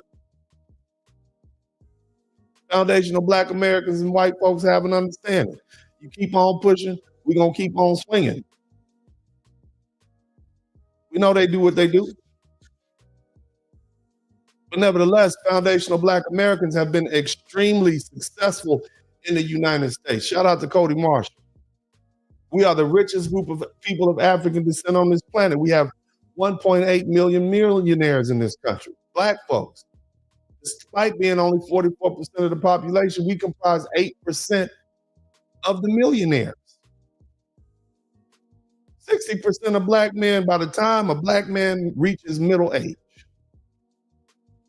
by the time a black man gets 30, 35, 40 years old, he is in the middle class. He is upper middle class or he is rich. There's no other group of black men on the planet like that. You got black American women, they're the most enrolled group of women in the college. In any other demographic, what does that tell you? They're having an an astounding number of entrepreneurs, which means they work for themselves. They have the wherewithal to start their own businesses. Black Americans have held the highest seats of power in this country. From CEOs to billionaires, even political leaders. So why not keep the system in place? Whether it's dominated by white conservatives, white liberal, whatever, who cares? We dealt with them all. We've learned how to work the system.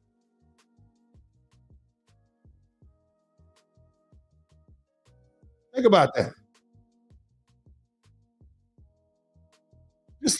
Just think about that. We don't need anybody else. We good. We got it.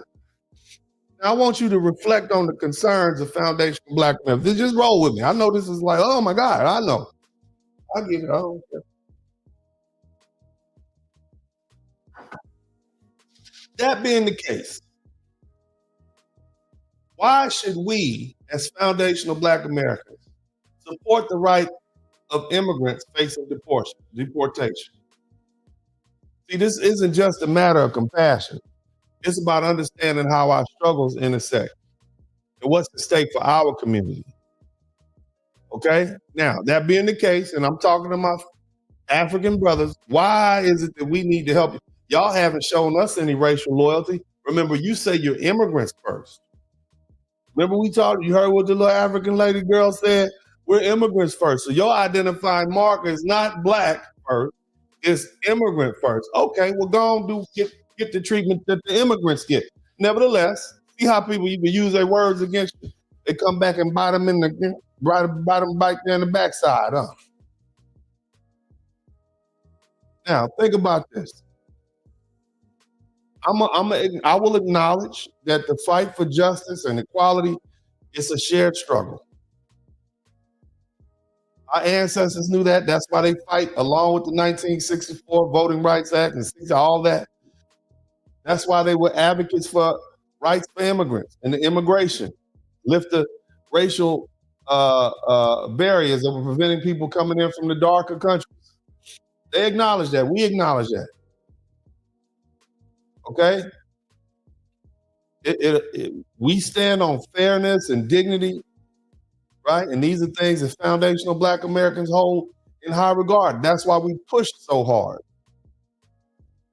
to force this country to be what it's supposed to be. That's why we do that. We understand that the attack on one community's rights is an attack on all the community's rights. We get that. And we understand that by supporting immigrants' rights, we reinforce the idea that every person, regardless of background, deserves to live without fear of discrimination, and in this case, deportation. And we consider the economic implications. We like having people in houses that paying bills, even though you're not supposed to be here, you're here illegally, right? We respect the fact that immigrants contribute significantly to the economy. Okay, they take on jobs that are often undervalued and underpaid. And their presence in the workforce, it helps bolster local economies and sustains business and create jobs. We get that. It helps create a thriving economy for everyone, including FBAs. Okay, we get that. And look, we don't overlook the fact that there's solidarity, power, we come together, we get that, we stand with you, right? We understand that policymakers and people in charge, they're more likely to listen to people when you're unified. When groups of people are demanding justice, that's why we've been saying so long. And then, hey, let's come together. And also we acknowledge the fact that we like having some different cultures. You want some tacos today, and we'll get some couscous later on, right? You can get that in a place where there's a certain level of diversity. Nobody wants to live in a city where you only got one kind of food. We get that. We get it. Shout out to all the immigrants. Nevertheless, or should I say, however, we need to discuss the direct benefits that we lose or gain. Let's talk about jobs and opportunities. Let's talk about less strain on financial resources and services. Okay? We saw what happened in Chicago when when the immigrants showed up in the buses. We saw the strains on the services that they were providing, parks being closed, buildings being taken over to house immigrants. And so what we have to do as foundational Black Americans is be intelligent. We have to weigh our options and do what's in our best interest. And so as we engage these difficult conversations, it's important to confront the realities that many FBAs are considering. What do we gain if we support the rights of immigrants, African or otherwise, especially when they feel like our struggles, especially when we feel like our struggles are already overshadowed? One of the primary concerns that we have is economic competition. Okay? I haven't even got on school admissions, okay? Because oftentimes those same positions that are being taken up by Africans and people from the African continent were designated for foundational Black America.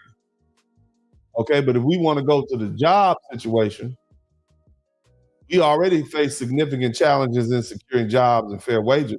And the presence of illegal immigrants, especially African ones,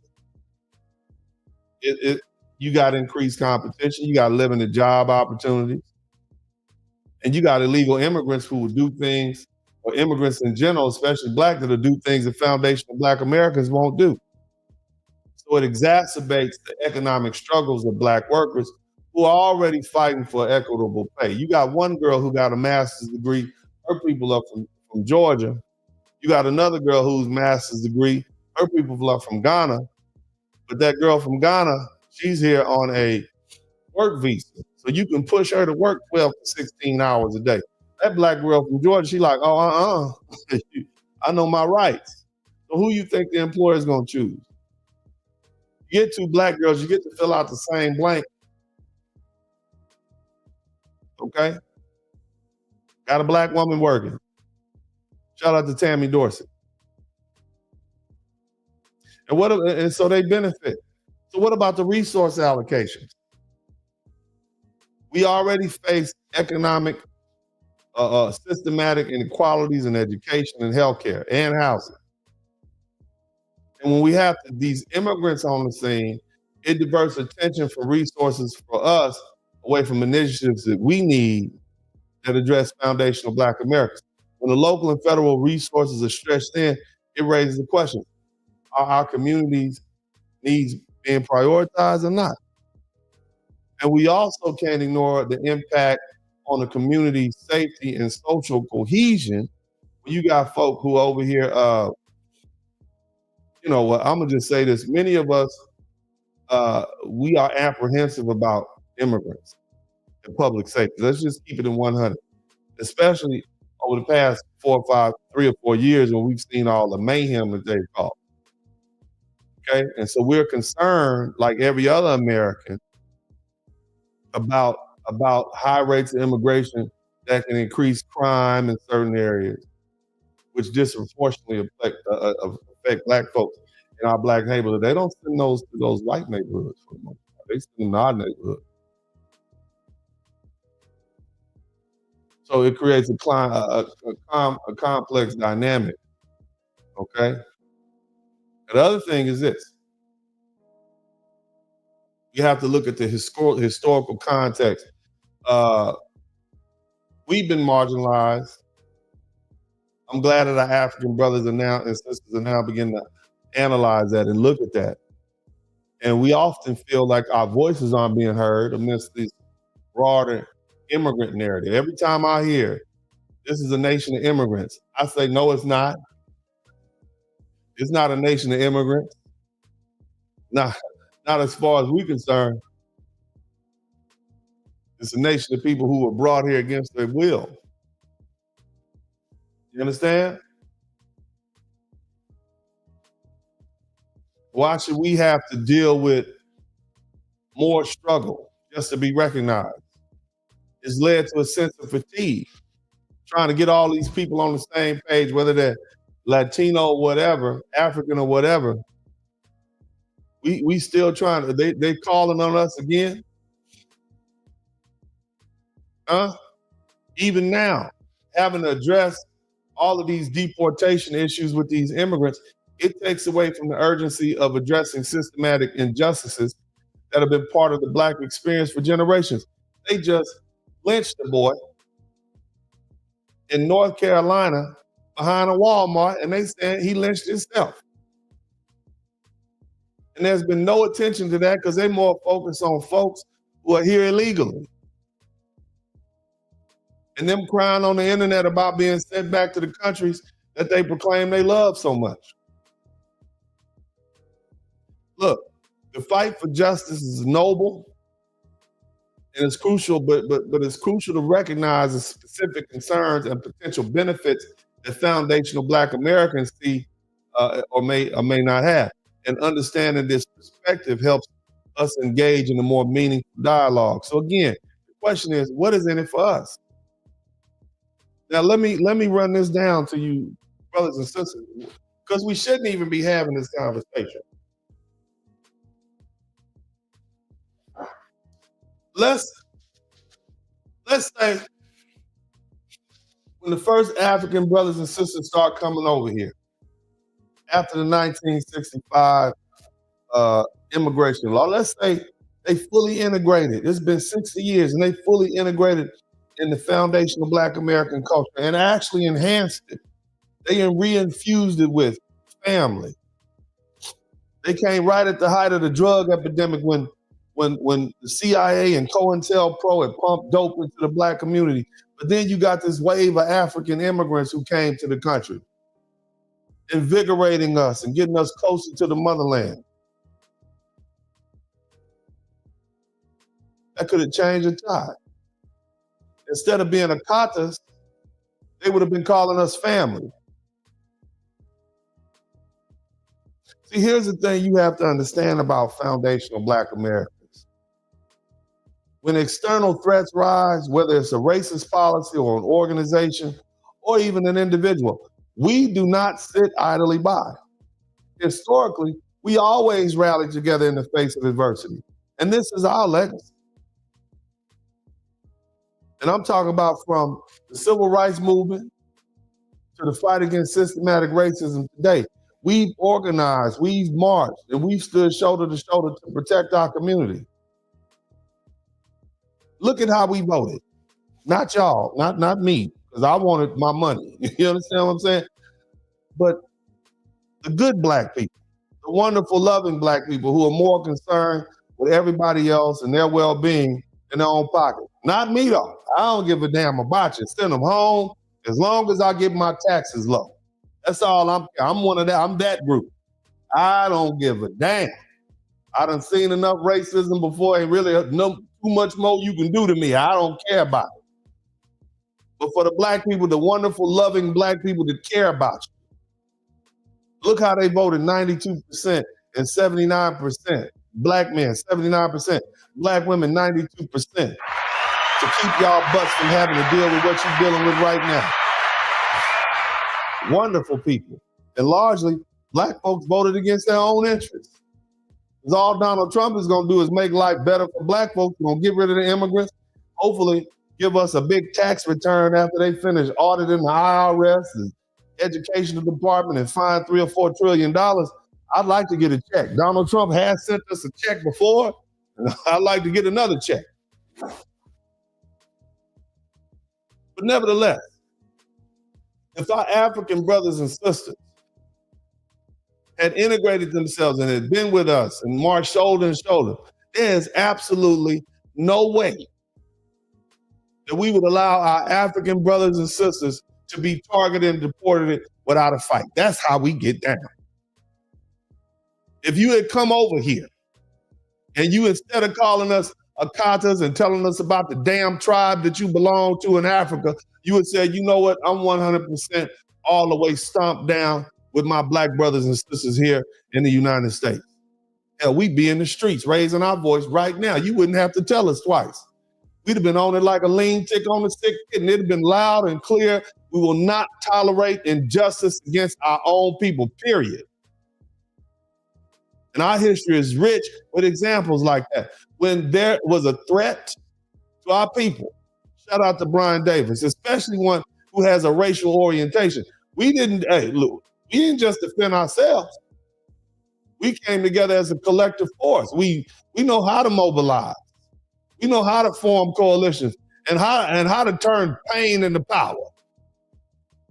And if they had chosen to stand with us, and this goes for all of them, everybody listen, all the Latinos, all of y'all, had you chose to stand with us, instead of practicing your anti-black hate, your butt wouldn't be getting sent back to Mexico right now.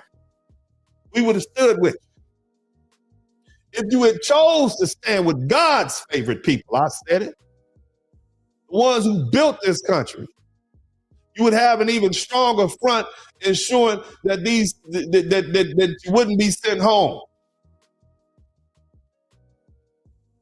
Every single one of our black brothers and sisters, you would have felt the support. You would have felt a united community. But you rather practice your anti-black racism. And that's for the Latinos. You ought to rather be a Jason White. And you Africans and all you folk, Caribbean, y'all rather say, no, we're going to stay away from those Zacatas.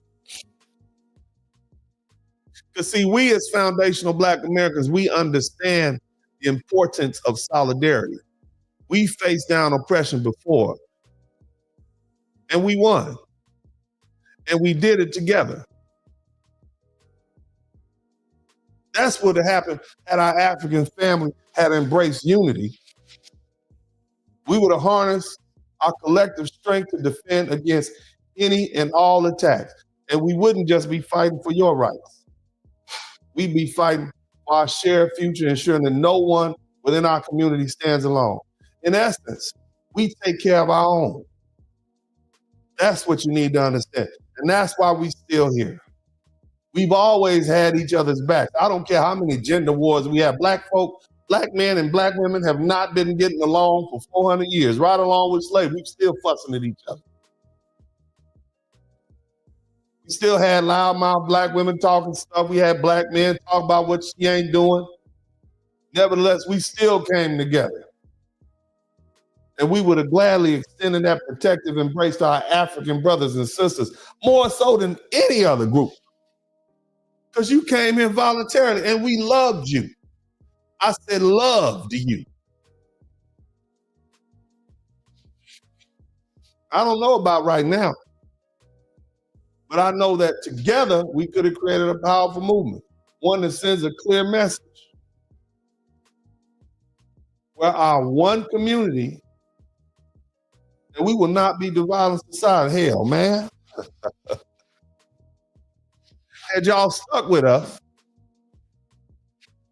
had our African brothers, whatever country you from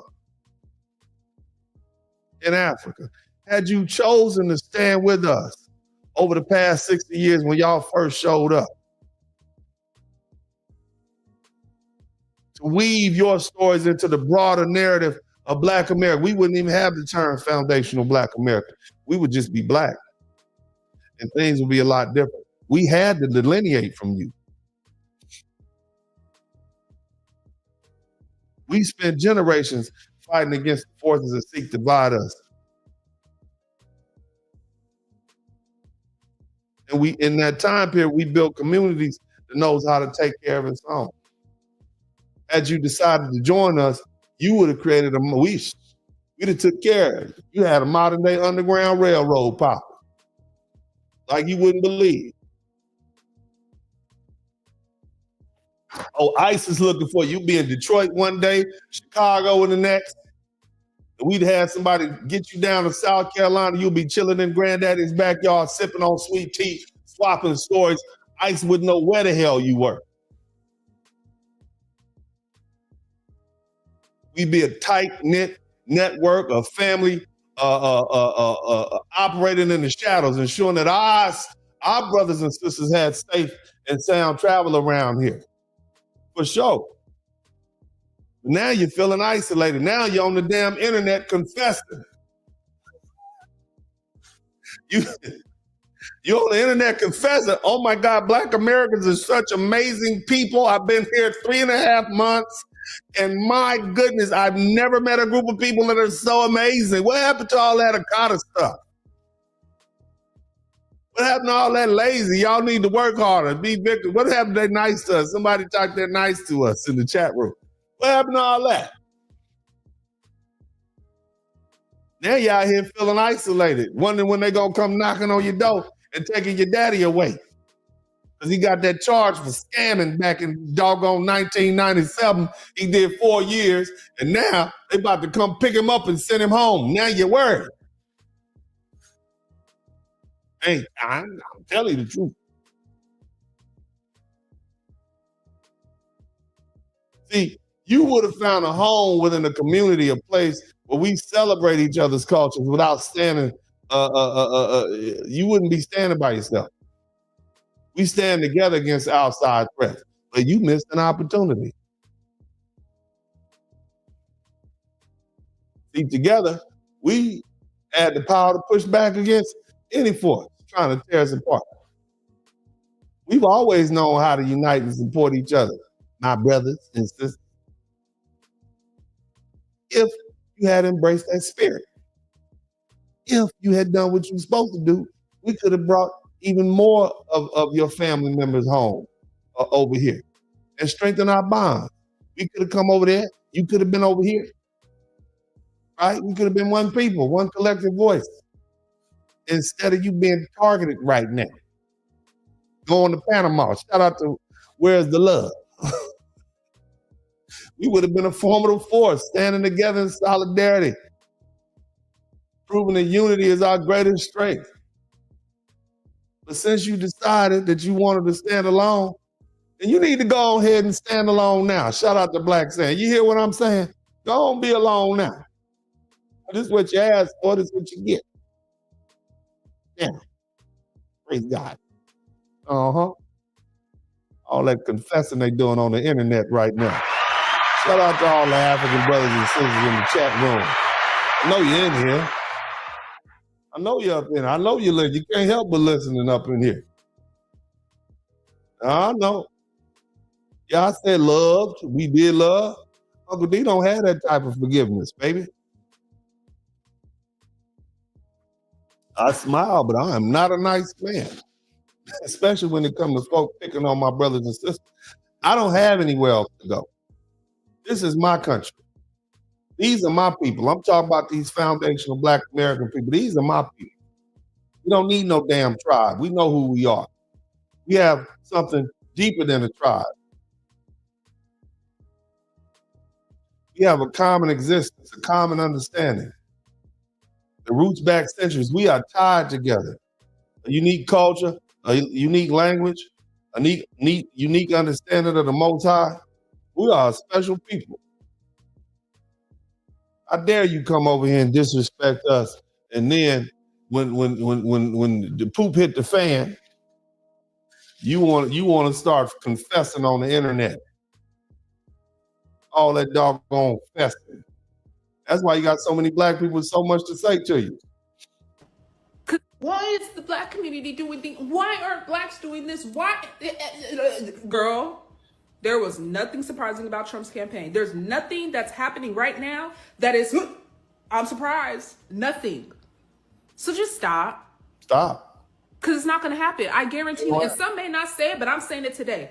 Don't ask us for shit. Thank you. Nothing. Even though I'm using my nice voice, I want you to listen to my face. This is a brief and a heartfelt courtesy note from the 92%. We are resting. Tell them the cute little light skin lady. Tell them. No more trying to appeal to what you think our moral compass is. It means no more guilt tripping, no more gaslighting. And it means no more talking down to and trying to rationally explain why we need to all be on the same side right now. Hey, courteously, respectfully, we're going to be over here. We're going to be healing. We're going to be thriving. We're going to be minding our own business. And hey, spring is coming. We're going to be watering our own garden. That's what we're going to be doing. I'm going to plant some turnip greens this year. I tried them collard greens. They didn't come out that good. They're too thick. Get caught in the back of my teeth. I'm going to go with them turnips this year. Really need us? We don't care. Don't care. Listen. Somebody say we don't care. Somebody say that in the chat. We don't care. To the Hey It's Alec podcast. This has been a courtesy note for the 92%. Thank you, sweetness. Have a great weekend. Go ahead. You know what? I'm going to say the quiet part out loud. Tell 'em. Because I'm Tell 'em, not baby. scared of none of y'all. We ain't scared of nothing. All the people sitting over here asking, where's black people at? Somebody say, where's black people at? Where we at? Go ahead. Fuck y'all. Ooh, the language. You need to watch your language, but go ahead. I understand. All the black people Tell 'em. are sitting with our feet kicked up, minding our business, and dealing with the trenches like we have been for generations. That's what we doing. Y'all hit the like button. Hit the like button. So all of this rage bait of where are black people at? And fessing. Somebody type fessing in the chat. All is confessing. And expecting us to be the forefront of y'all movement and trying to go, oh, well, we were with y'all with the whole Black Lives Matter thing. Were you? No. Or did all lives matter? Like, were you? I'm not with that. The Black Lives Matter. It is the crazy, the dumb black American, whatever. He's a criminal cookie. No. I feel like y'all are finally getting a taste of what this government really is. Y'all are finally getting a taste of what this government really is. Somebody type, let them suffer in the chat room. Somebody type, let them suffer in the chat room.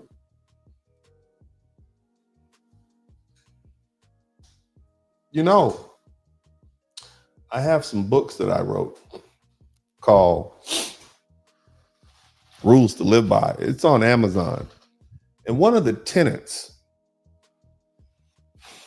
is that when you're dealing with tyrants, the only thing a tyrant understands is pain, suffering, indifference, and discomfort. It's a certain mentality that you're dealing with when you're dealing with people like that who disregard other people's well-being. And the only thing that teaches them is suffering.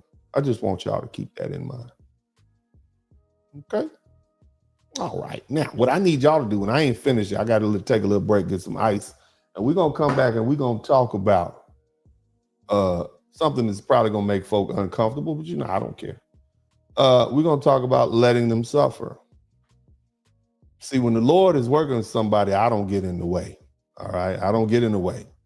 Now, if you've learned something, if you've enjoyed this conversation, we got about 27 super chats. I appreciate those people who have contributed to the super chat. But if you learned something, if you appreciate, hit the like button. Go ahead and hit the like button right now. Hit the subscribe button. Where are my members at? We need about 18 more memberships. Join them. It's only like $2.99 a month or something like that. I know y'all got your PayPals and your Cash Apps hooked up to this YouTube thing. So y'all go ahead and become a member. Hit the like button. Let's get 1,000 likes. We got twice as many people as that. Go ahead and hit the like button right now. I need to get that like button populating. Okay. I need to get it shaking and moving, grooving, doing what it doing.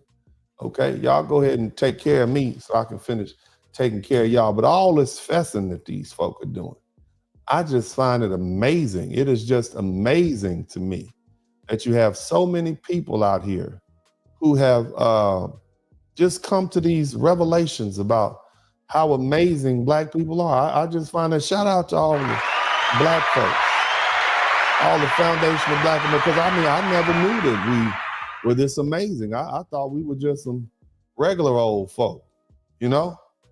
That's what I thought we were just any old body, because they didn't treat us right.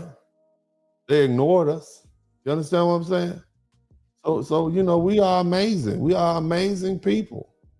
And y'all need to understand that. Y'all need to understand that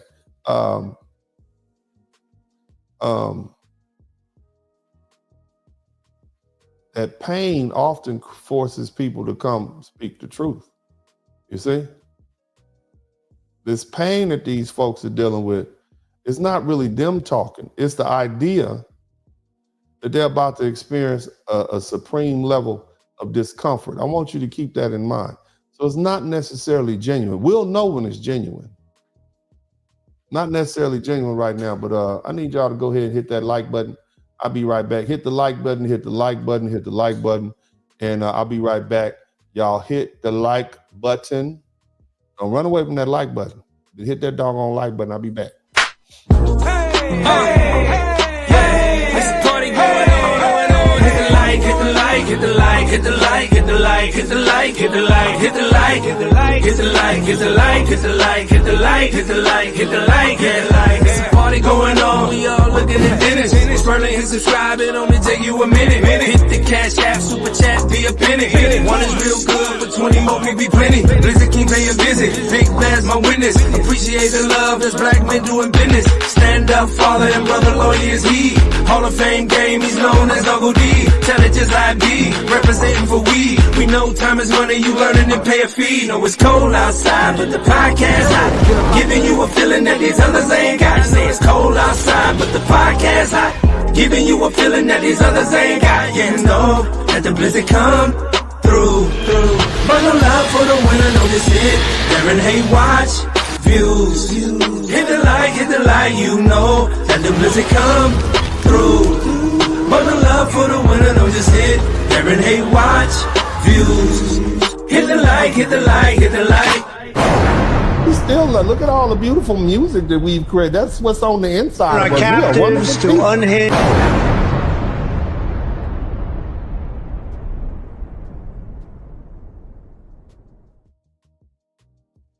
All right.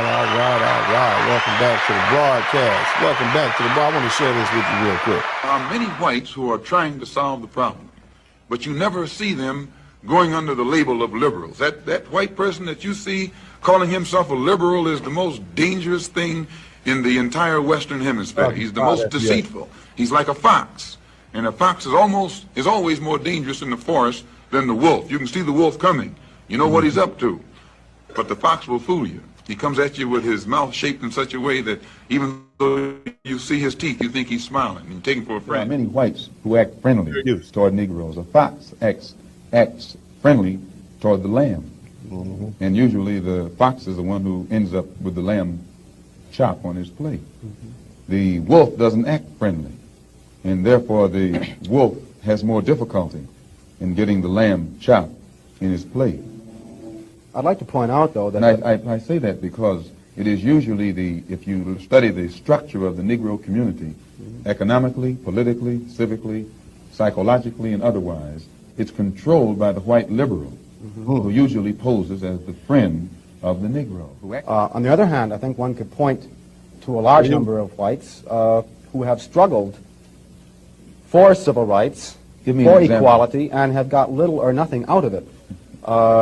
Other than quite a few bruises. Give me an example. Well, the large number of white students who have gone into the South, for example, working for SNCC and other organizations. Not working for SNCC or other organizations, but working for the white political machines who benefit by the voting efforts of Negroes. Okay. Today, you could point to a large number of Negro leaders who have consistently betrayed Negroes in a whole host of areas. They aren't really Negro leaders. These are puppets that have been put in front of the Negro community by white liberals. These are parrots that have been put in front of the Negro community by white liberals. You can't name me. What did Brother Malcolm just say? They put who in front of who?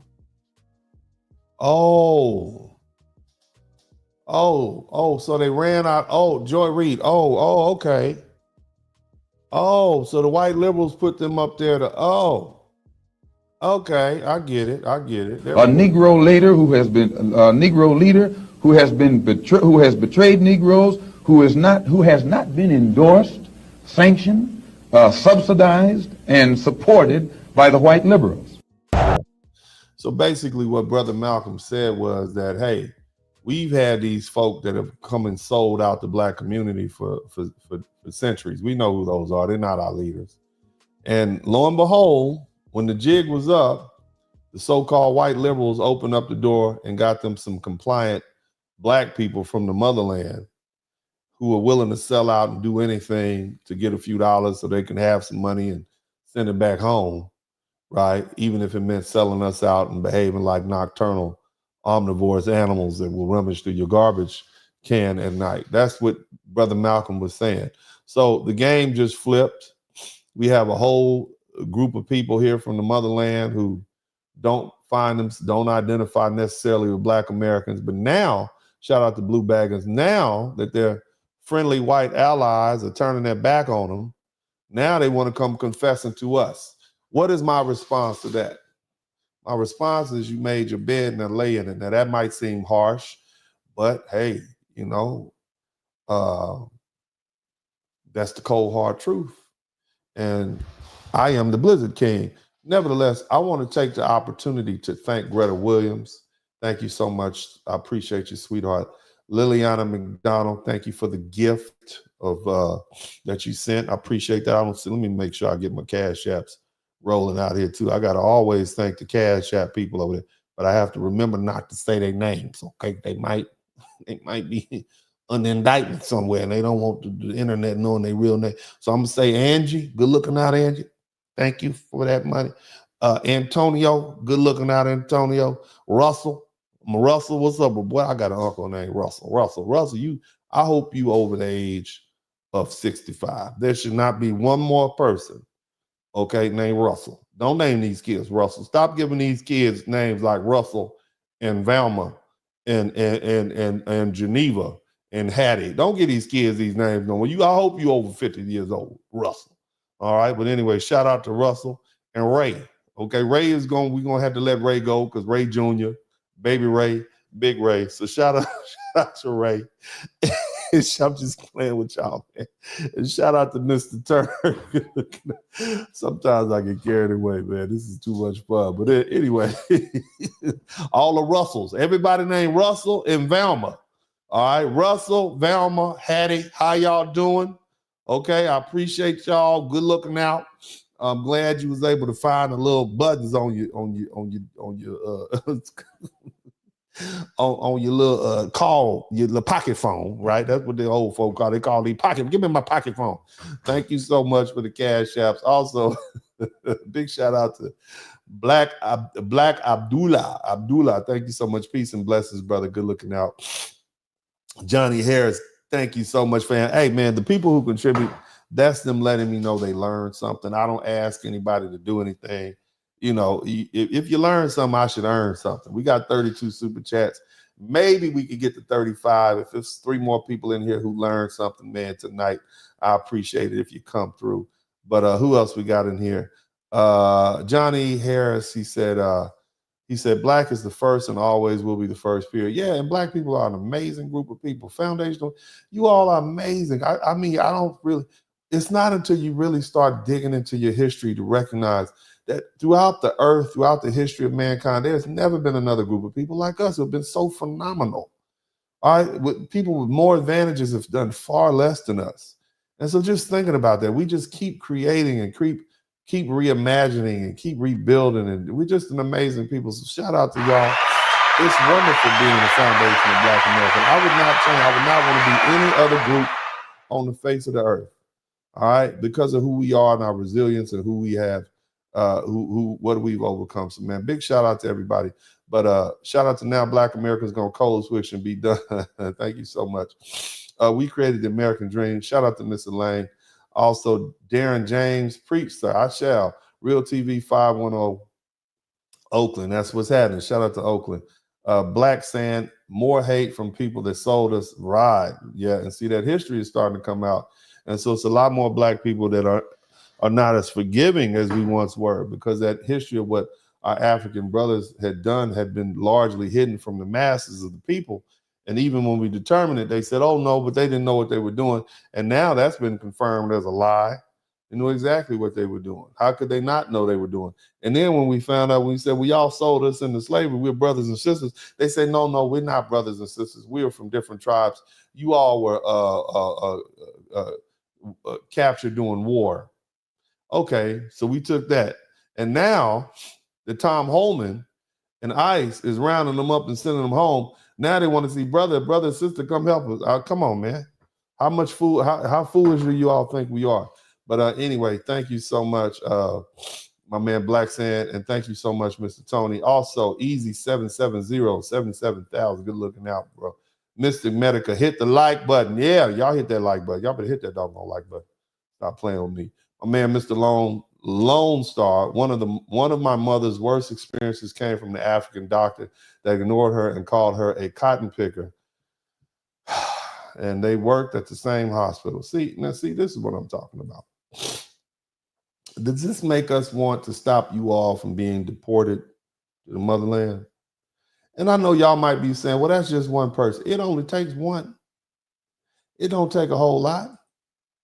One death, one lynching, one murder, Medgar Evers. It only takes one. But you can't hide what's in you. This is what you really think. You got this doctor who probably has a superiority complex because you got this little Black American woman who's a nurse and his parents that don't leave them Black American people alone. And now he got comfortable and it came. Oh, shout out to Mr. Pratt. Look out, Mr. Pratt. Thank you so much for that honey stack. I appreciate you. But you see what I'm saying? So, and here's the cold part about it. You got people like me, okay? You got Black American people like me who have some degree of power and connections. And I hear this is how you talking about my brother's mother.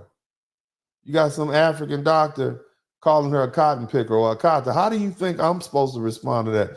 When I'm presented with an opportunity to donate to this politician or that politician and try to help sway policy, and he says, well, Dennis, what do you think about the deportation or targeting of African immigrants or something like that? I'm gonna say, well, hell, man, they're about as bad as the worst rednecks down in South Carolina or Alabama, Mississippi. Send them home. You are a guest in our house. And I want to talk to the Africans. You are a guest in the house that the Foundation of Black Americans built. You're not in the white people's house. You're in our house. You're in our car. You're in the Black car. And you're being disrespectful. And you have been for many years. And you had an opportunity to repent. But now, all of a sudden, after being here 5 years or 8 years or 10 years, you're seeing how difficult it is. And now it's kicked up over the past 3 weeks. You got a bunch of Black folks, Africans on the internets confessing, trying not to get sent home. Oh, yeah, the Black, we need to get the foundation. We need to get our brothers. We need unity. You've had 6 decades for unity. You had 4 centuries to convince your government to send boats over here to come get us. Hell, you've had at least 100 years to offer us citizenship without all the red tape. And so at some point, we like, well, hell, they don't want us. So let's just go ahead and build what we got here. Let's delineate. We'll call ourselves Foundational Black American, which is a movement that's popped up over the past 10 years. Shout out to Brother Tariq Nasheed, brilliant young Black man. Brilliant. Shout out to him. His legacy will live on because he is the person that coined the term Foundational Black American, as far as I'm concerned. And it allowed us to delineate politically, historically, etc. So now it's not that you're just talking about a Black woman like this doctor calling her a cop, but you talking about Foundational Black America. You talking about all of us, the most powerful, influential group of Black people, people from the descended from the African continent in the whole world and who has ever existed. We are rich, we are educated, we are powerful, we are influential. The nerve of you to talk reckless about us. But shout out to Mr. Lone Star. Thank you so much. Jay Murhead, thank you so much. Chosen 1619. I hate it when they equate themselves as FBAs. Yeah, a lot of Africans come over here and they all act like they're from New York because that's their stereotypical image of what a Black person is, a foundational Black American. And the truth is, most of the people from New York are immigrants anyway, whether they're from the Caribbean or whatever. You don't really start seeing real foundational Black Americans till you go places like Mississippi and Chicago. You see them people in Chicago didn't identify with the immigrants, didn't they? That Chicago's a real town full of Black folks. From Mississippi, Arkansas, and Alabama. Same thing with Detroit. Those are our strongholds. Shout out to the D. Shout out to the Chi or Chi-Town. And you're going to get some of this down here in East Texas too. I'm not talking about up in Dallas. I'm talking about that East Texas. When you start going up to Livingston, all right, some of those places where foundational Black Americans settled after they moved out the Deep South. That's what you get. But yeah, you're not us. We let you come over here and be under our umbrella. I love my Black brothers and sisters from the continent, but you all have been extremely disrespectful. And a lot of brothers, when we hear about innocent Africans being deported to Panama, because these people didn't even have criminal records, we're indifferent. In fact, many of us let them suffer, just like Black Americans did. And then maybe you'll have some understanding. But anyway, shout out to my man. Thank you so much. Who else we got here? He said, our receipts prove that we're not the same. Thank you so much, fam. Cody Marshall. Don't forget how white women would try to sneak around with slaves at the time. If they got caught, they would, it was great. And then mutilate this. Yeah, they did a lot of white women. Y'all, boy, them white women off the chain. Don't get it twisted. But anyway, Johnny Harris, the Delectable Negro book about eating. Yeah, I read that book. That's the one I was talking about. Also, Larry P, good looking out. Cody Marshall, we got 36 super chats. Hell, well, maybe we'll get to 40. That'll be outstanding. Shout out to Cody Marshall. In those countries, they also lightening their cream. Yeah, you all are just as sick and backwards with that self-hate. You got women in the motherland lightening their skin. You messing up your beautiful brown skin, your beautiful melanated skin, melanin rich, to put some damn, excuse my language, I apologize, put some doggone bleach on it. We got over that. Yeah, the brother, Honorable Elijah Muhammad and his great teachers, his great ministers came out in the Black Panther power movement. Help us get over that. That's self-hate. Why would we want y'all over here to integrate with us? That would set us back 100 years with all that self-hate. I heard one of those African countries had to outlaw weave. We going back to the motherland to be enriched and getting close, get in with our culture. And y'all out here weaving your hair up. You're supposed to be the mother. You're supposed to be the parent. And yet when you come to the United States, instead of being an example of what the best of Africa could be, you come over here with self-hate and degradation for your long lost brothers and sisters. And now we're just supposed to come running now that y'all out here having this great epiphany about all that Black Americans are supposed to do. All that we've done. We just supposed to come running now, right? Because y'all finally have accepted us. We don't want your acceptance. Not us, not me. Now you got some brothers and sisters that go to Africa all the time. I don't give a damn what you do. I don't care. It's just another country on the map. At this point, whatever ties that many Black Americans thought we had died when y'all start calling us akatas and cotton pickers and telling us that we sold you into slavery because you wasn't our brothers. Y'all was the spoils of war. That it died. And for some of us, it ain't no coming back. You're going to have to do a lot more confessing and fessing and explaining on the internet. As articulate and well-spoken as you all are, you're going to have to do a lot more than that before we could ever trust you all again. But anyway, shout out to my man, Tommy Dorsey. I think I noticed immigrants, especially Black and brown ones, don't hire FBAs. And I'm speaking from, yeah, that's another thing. Like, look, man, let me tell you something. It's some African brothers. I love them. I got a professor, man, when I was at TSU working on my PhD in environmental molecular toxicology. Love him to death. Oh I love him to death. And it hurts my heart. Truly does. Hurts my heart that at the end of the day, he comes from a culture where there are people who are close to him who refer to people like me who are foundational Black Americans as akatas. And hell, there's Black people over in the continent.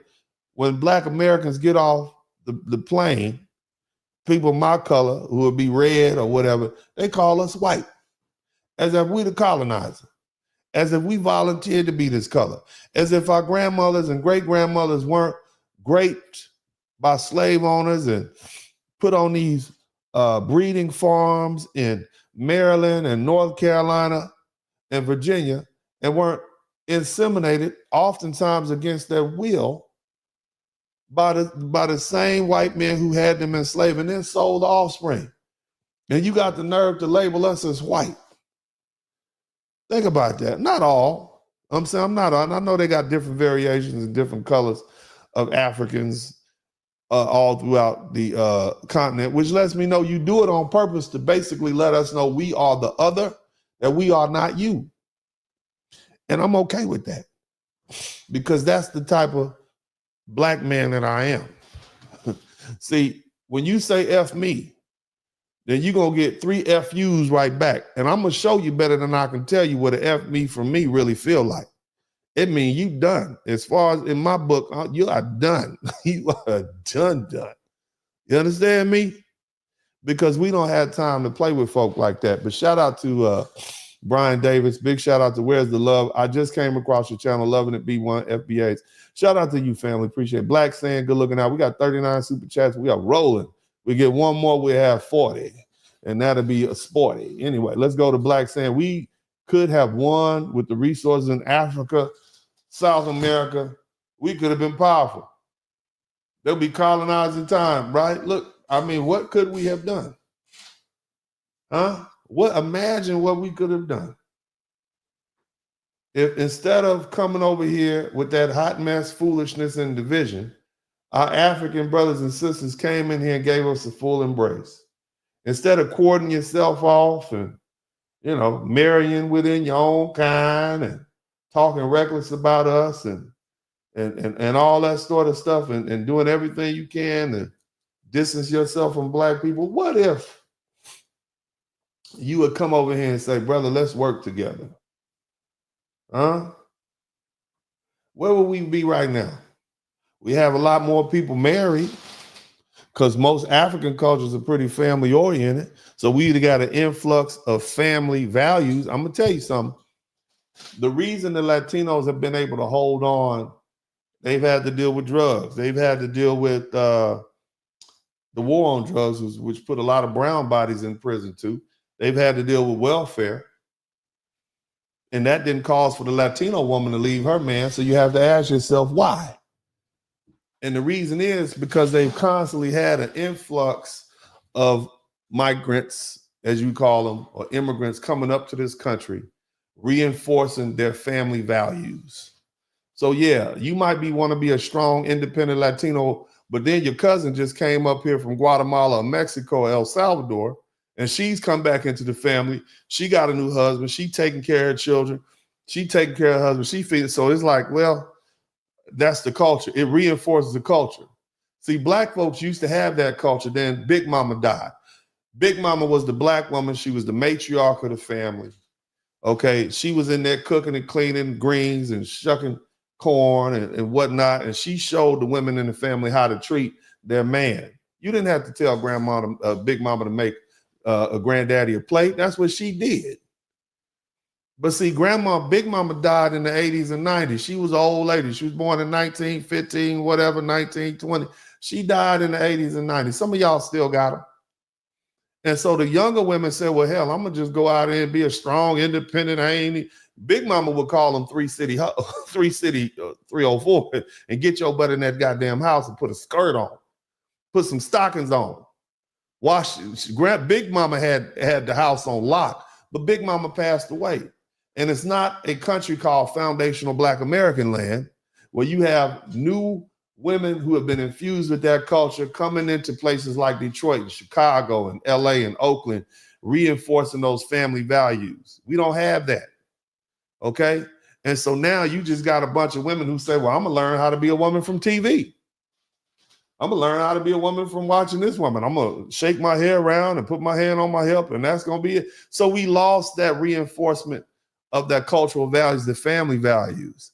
Latinos still have that because they still got fresh immigrants coming up all the time, reinforcing that value. Yeah, he might be from America, but his woman is from Mexico. She grew up a certain kind of way, and she's going to reinforce that. Now, what if our African brothers, instead of being distant and remaining distant, our African sisters, instead of being distant and remaining distant, thinking they better than us, came on in wholeheartedly and said, these are our people. We're going to keep on coming. We would have family values. We would have had structure. Some of you black dudes right now, you could have used a Nigerian father, couldn't you? What the hell are you talking about? He'd been slapping you upside your head, but you'd have had good grades. You'd have been structured. And you wouldn't be playing football, but you'd have a 4.0 GPA and graduating from engineering school. Okay, you would have had that. You understand? You definitely wouldn't be around there sagging your pants. Now, your forehead would have been way back here. Okay, I'm just saying. I've seen the forehead. Your forehead would have been back here. But your mama would have been black, American, and you'd have been smart as hell and disciplined and loved and respectful. Same thing if some of you black men got you one of them fine, beautiful African sisters from the motherland, right? You'd had a great wedding. People who've been throwing dollars at the side of your head. Yes, brother, go ahead. You'd have been dancing to music that nobody really understands. And you would have had a lot of gas because that food is spicy and it'll ran through you. It'll ran straight through you. I'm just tell you that. But because I went to some Nigerian restaurants here. I'm like, let me get some of that, man. Make it extra hot. I can handle it. You know, man, it must have burnt the inside of my whole throat. My whole throat was burning for about a week. Came in hot, went out hot. But nevertheless, what if they had come in and infused that African culture, that family-oriented African culture with this foundational Black American hustle? And we've been doing that for 60 years. Where would we be as a people? Huh? Instead of the disrespect, we got disrespect. Instead of disrespect, we got respect. You know, instead of disunity, we got unity. Where would we be? We'd be in a great place, I think. We'd be much better off than the Latinos. We definitely would be that because, see, we have already set the roots up. We got the 100 and some HBCUs. Can you imagine if for the past 60 years, we had people coming from Nigeria and Ghana who already had PhDs and then came over here and got more PhDs, and they were the teachers in these universities. They'd be solving all the math problems. Man, Texas Southern University would be on the level of an MIT by now. You understand me?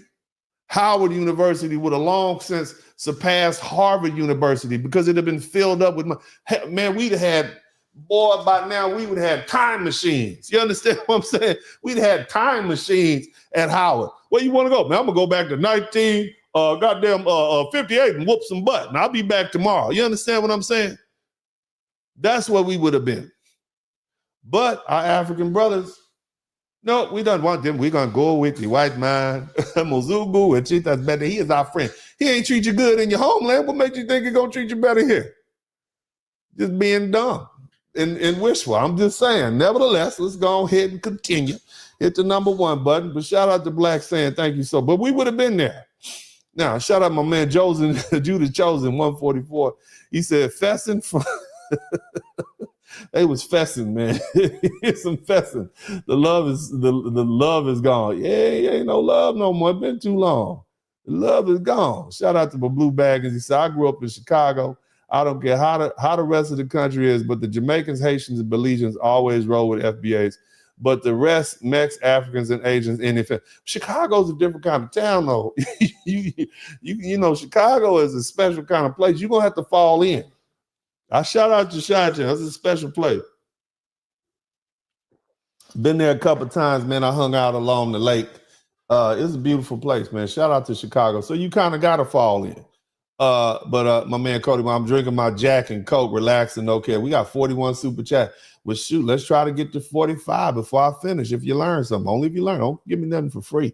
I only want what I'm supposed to get. I want what I earn. Understand me? If I earned it, I earned it. If I didn't, I try again. Shout out to Clyde FBA Green. Good looking out, fam. Ancestors B1. Good looking out. Billy X. $4.99 super sticker. Blue Baggins. Why they didn't bring up reparation when they had a president hit House and Senate.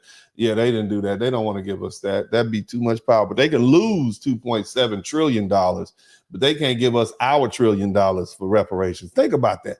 They have lost $2.7 trillion, but they can't give us our $1 trillion We 38 trillion dollars in debt, but they can't give up foundational Black Americans our money. I'm just saying, whatever your position is on they always talk about we don't have it. Y'all lost $2.7 million.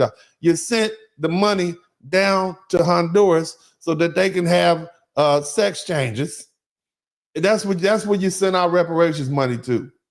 I want y'all to think about that. Boy, Donald Trump and that, but Elon Musk, boy, they can't ever tell me they don't have money. Ever again. Y'all just blowing money fast. Think about that. They lost $2.7 trillion with a T, trillion. And you can't find our little money. Give us our little money so we can go on about our business. Give us we'll spend it right back. Some of us gonna buy some land. We trying to get what we supposed to get. Come on now. America's never gonna have peace until it makes amends for its first sin. And let me tell you something else to my African brothers and sisters. Africa will never be prosperous. Ever be prosperous until it does right by its children. And I'm not just talking about foundational Black American children. Africa right now is shipping its children off to the Middle East. And it has been doing it for 2,000 years, shipping Africans off to the Middle East to be beaten and bruised just so they can send money home to their family. You did the same thing to us. You sold us for drums of alcohol and tobacco and firearms, and sometimes you gambled us away. You picked fights. The so-called chiefs and whatnot pick wars with neighboring tribes just so they could have a reason to go over there and round people up and take them to a selling pen. But those captains of those European ships showed up. Look, white people definitely played a part. It was the transatlantic slave trade was definitely a European institution, but it would not have happened had those African nations not participated. And some of y'all are going to say, well, those African nations didn't exist at the time. They were kingdoms. Well, England was a kingdom at the time of the slave trade. So was Denmark and Scotland and Ireland. Portugal was a kingdom. So was Spain. But we still hold those governments who took over those kingdoms responsible for their atrocities against the world, right? So why can't we hold the countries of Togo, Benin, and Nigeria responsible for what the kingdoms that preceded them did?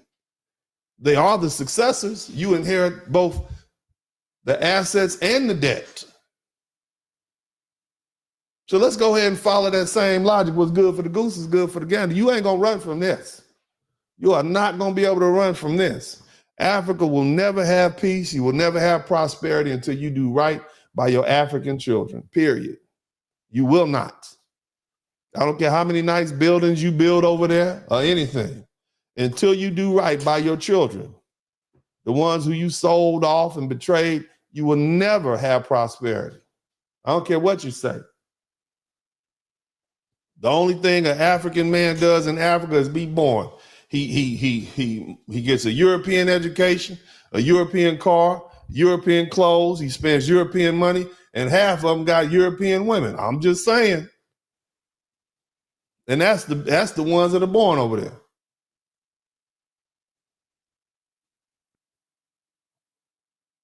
You don't have to like what I'm saying, but we all seeing it playing out in real time. Anyway, shout out to my man, Jakarta Rusum. Oh, my man, thank you so much, Jakarta Rusum. Appreciate it. Calvin MCA, thank you so much. Oh, big shout out to Kate Willard. You get your hand clap and you get your rock and roll. For the $99.99, your broadcast and work the way you platinum. Good looking out, family. Y'all make sure you join the membership. That's where all the good stuff is from way back. I pretty much every year, if you didn't see it this year, you're not gonna see it. Okay, it's over in the membership. All my stuff from 2023 and back is gone. Matter of fact, pretty soon I'm gonna put everything from I'm going to say October 2024 is going to be putting the membership. So you're not going to see it. So y'all go become members, man. But thank you so much, JK, also. And shout out, he said, in the world that gives brothers little to no grace, our empathy has grown fatigued. Amen to that. Poignant words. Good looking out. We got 43 super chats, man. Y'all might be able to give me the 45 before I finish. I'd like to get a little more than 45, but if you didn't learn nothing, you don't owe me nothing. So don't worry about it. But yeah, we can get 45. That'd be outstanding. Shout out to Blue Baggins. If you spend it into an account, FNAs, FBAs will be stronger than the 22 countries in the country. Yeah. We got 1,800,000 millionaires who are Black in the United States. We only comprise 44 million people. Just to put in perspective, Hispanics, even though they have 60 million people, they only have 1,500,000 millionaires. We got about at least 6 billionaires that I know about. Counted. We got 100 different universities, all these HBCUs. We don't need all these folk. We can fund them ourselves. Imagine if we got a cooperative with some of these Nigerian schools and these universities and got folk to come straight over here. Not just on the East Coast. We got some colleges down in Mississippi, itty bitty Mississippi. You understand? These little colleges, these little underfunded Black colleges. Imagine putting some brilliant minds from some of these international. Imagine what we could do. But we can't do it because y'all don't see us as brothers, and you done peed in the water. But anyway, shout out to Rick Simmons. He says, wow, I'm a New Yorker and my people are from the plantation, South Carolina. Slow down, brother. Well, I understand that there are a lot of Black people who migrated up there, but you need to understand that over the past 60 years, since we've opened up the floodgate and allowed people from darker countries like China, Latin America, and of course African countries, you've had in the Caribbean, you got a lot of people who immigrate to the East Coast. All right, they all go to all up in New York, Philly, and whatnot. I'm not just saying it's just immigrant folk up there. I'm just saying it's a large influence, more so than places like I'm gonna say Jackson, Mississippi, okay, or Mobile, Alabama. That's what I'm saying. But shout out to New York. Anyway, Digital Nomad. I'm Mino Black. I'm Dominican. Yeah, they want to be Black now. Shout out to Cody Marshall. Immigrants finally getting their wake up call. Yeah, they are. They're all getting that smoke. Shout out to Johnny Harris. We need to practice nepotism. Some of us do. Africans have the epiphanies in the last 3 weeks about Black Americans when they tried to tell you. Yeah, we've been trying to tell them, they ain't listening. Shout out to Where's the Love, new member, good looking out. And Roach 3, that's my brother. Man, you supposed to give me some plane tickets out of Atlanta. You already told me that. Anyway, I have my grandkids watching this now. They don't understand, but they will first. The first teachers are our parents. Hey, man, shout out to the grandkids, man. Shout out to the grandkids. Shout out to the Roach family out there in Atlanta. Good looking out, brother. All right. We need land. That's why I don't try to cuss. I try to cut back on the cussing because kids watching. But anyway, shout out to my man, Devin Mitchell. We need land reparations, not just money, 40 acres, productive land. Free healthcare for life, no taxation, free education, cars showing us the FBA. Look, man, just give me my money. Anyway, I don't need all that. Just give me my money. Man, we got 44 super chats. We rolling. We might get to 45. We can do that. That'll be live. 44. But anyway, look, let me go ahead and say what I got to say. All right. I done told y'all earlier how I feel. Okay, I'd explain to you sometime when the Lord is working with somebody and they getting that holy faith that they earn, you just got to let it be. Okay, you got to let it be. All right, for decades we've tried to facilitate understanding between foundational Black Americans and Africans. Okay, both on the continent and those who've migrated to the United States. I know we have. We've done our best. And what do we get in return? We got intolerance. Instead of solidarity, we were met with disrespect. Instead of recognition of our struggle, We were told that we were lazy, we were unmotivated, and we lacked work ethic. We were told that we have a victim mentality and that we should work harder. Somebody type work harder in the chat room. We were told we need to pull ourselves up by our bootstraps and stop complaining. Where is that found? Where we heard that from? Huh? Not only that, but many of our African brothers and sisters have developed an empathy gap. No different than the white man. Okay? They call us Akatas. Now that loosely translates to bush cat, or stray cat, or cat with no home. It's a slur. It's a verbal slap in the face reminding us that we are not them and they are not us. Shout out to Greta Williams. She got me to 45. That's live. Let's see if we can get to 50. That'll be nifty, but not before I finish this. So now, here we are. Blue Baggins, shout out to you. We might get 4 more. I got to get this out though. Now they facing deportation. And when they find themselves in the crosshairs of these friendly white liberals, these friendly white folk, right? Folks that never built this system for them in the first place, we need to ask ourselves, what should we do? What should we as foundational Black Americans do in response, not for the individual Black people from Africa that we love and appreciate, not for the ones that we married to or maybe have children. I'm not talking about that. Take care of your family. I shout out to Randy Harris.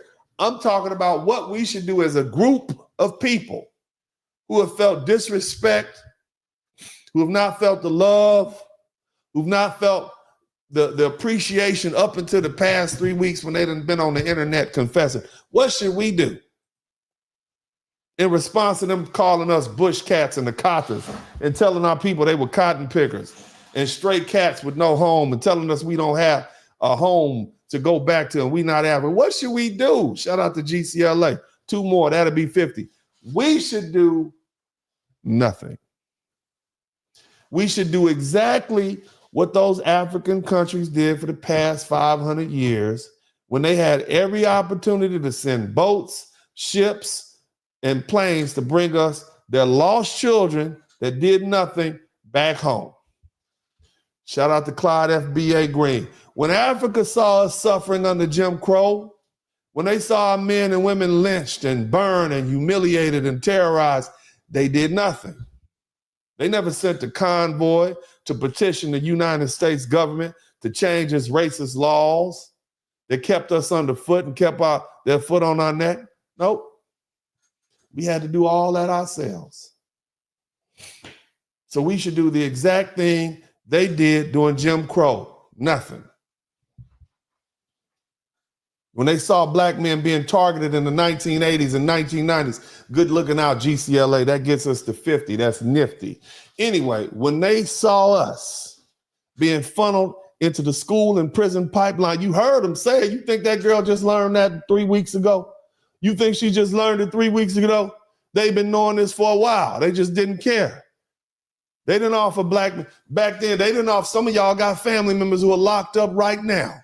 Felt like they was trapped. Back in the day, we used to call it the trap. The game was a trap. They called it the trap. You trying to feed your family, trying to take care of your people. I ain't got no outlet. I can't go nowhere. My mama's on welfare, no money. I'm going to go jump in this trap. I know it's a trap, but I'm going to sell dope till they catch me. At least that'll get us to next week. That'll get us to next month. That'll get us through these years. I want to be a man too. When they saw our Black men in that trap in the 80s and 90s and 2000s, they didn't offer to rehabilitate those men. They didn't offer those men a second chance on African soil. They didn't say, hey, send your youth over here. Send those young Black American men over here. We will train them in the traditional ways in which Africans have been trained, and we'll bring them into manhood. When the Black mothers and the Black fathers were separated because the men were sent in jail, and you had a whole slew of young Black boys being raised in the 1970s, 80s, and 90s, the whole world knew about it. Matter of fact, there was an article that came out in the 1990s that said the Black male is an endangered species. You don't think those educated Africans read that? Shout out to Barry Little. You don't think they read that? They didn't offer to bring us home. They did nothing. And when they saw police brutality, when they saw our men and our women beaten in the streets and murdered on camera, treated like animals, they didn't offer any escape. Did they use their oil reserves or diamond mines or their land or their resources to provide us with a place to relocate? No, they did nothing. So now, let them suffer. Now, here we are.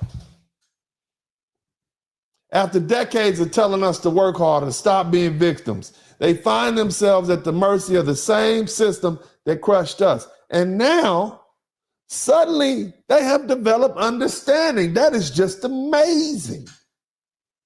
Now, as ICE raids and mass deportations and government crackdowns, they're crying for compassion.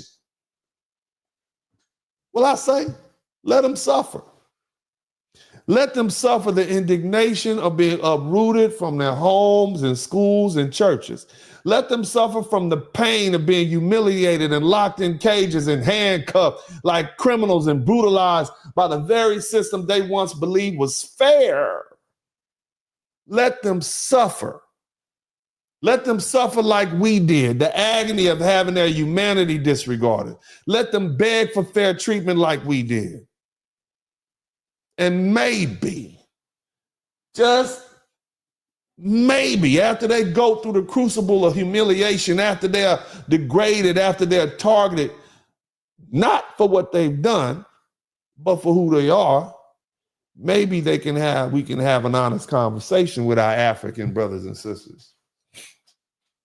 Maybe after they complain to their governments back in Africa about how they've been mistreated in the United States, they put us in handcuffs, treat us like criminals, shipped us back home, shipped us all these other countries.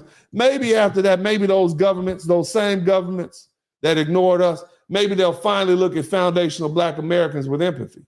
Maybe they'll open their ports up and their lands and their economies to our people and give us a place to rest without all the doggone red tape. And so we can rebuild and reclaim what we've lost. Because as it stands right now, there is no understanding. Not for me. And this, as far as I'm concerned, this lesson is long overdue. I see a lot of African immigrants on the internet today confessing that they now all of a sudden understand what Black Americans have had to endure. How convenient. How convenient. The first wave of these new African immigrants came after the 1965 immigration bill. By the 1980s, their numbers had grown significantly. By the 1990s, they were taking over our universities, our scholarships, our opportunities, the seats in these elite institutions, and they were set aside. Things were set aside for foundational Black Americans under affirmative action. But they didn't understand our struggle then. No, they built their numbers up. They gained access to resources. They assimilated into the system, and they ignored our fight. And now that they see their families broken apart, mama being sent home, granddaddy being sent home, now they see them being deported and denied opportunities. Suddenly they understand. See, now that diversity, equity, and inclusion and DEI is being revoked, because don't make any mistake, the primary beneficiaries of those admittances into those universities and those jobs, they ain't us. They're not foundational Black Americans. You got a lot of Africans, you got a lot of Caribbean. There's some foundational Black Americans in there, but it ain't us. Now that affirmative action is being dismantled, now that they're being stripped of the same privileges that they once enjoyed, suddenly they want unity. Now that they're feeling the sting of rejection, now that they're witnessing the full force of white dominance in this white ethos state that these folk are trying to rebuild, now they understand.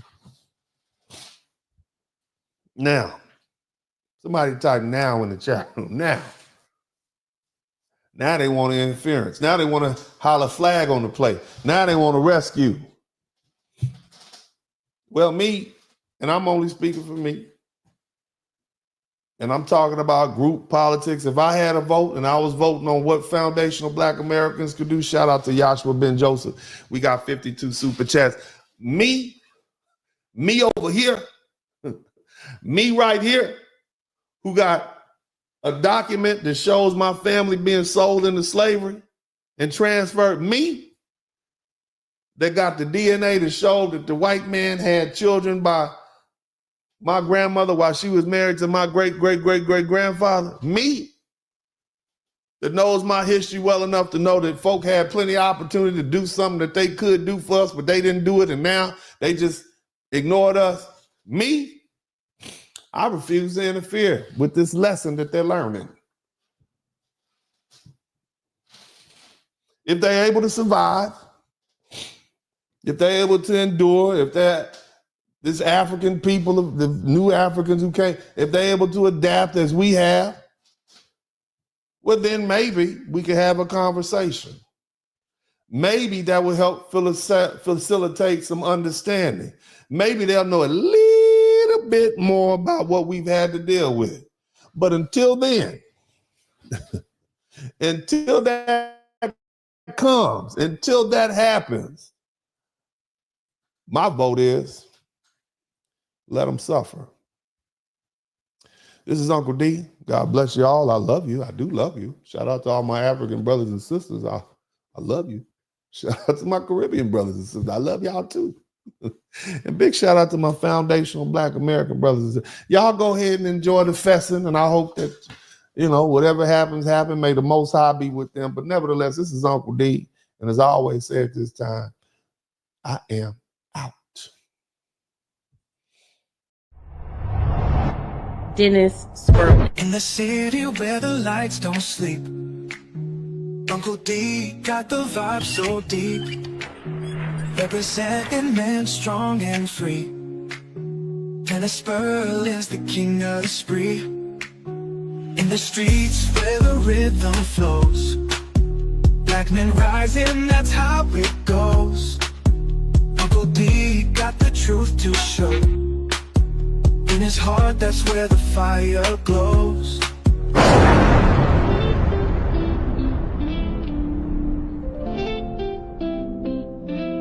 Light up the stream, Dennis Spurl in wisdom gleam. Voices whisper truth and insight. In his podcast, feel the light. Harmony in every word. Truth and laughter you've heard. Wave after wave of smooth delight. Dennis brings the dark to light. Share the tales unfold. The stories born like morning gold. Feeling the wisdom inside me. Subscribing like time after time. Black men, I want to salute you. Your incarceration rate is down. The education rate is up. We went from, we are doing great for ourselves. So you should salute yourself. Shout out to all the brothers out there, whether you're a truck driver or engineer, whether you're an electrician or garbage man, a doctor, a lawyer, if you're a hard-working brother, if you fresh out the penitentiary, but you on your grind and you doing it legal and you trying to make amends for yourself, man, I salute you too, brothers. God bless you. This is Uncle D, and I'm out.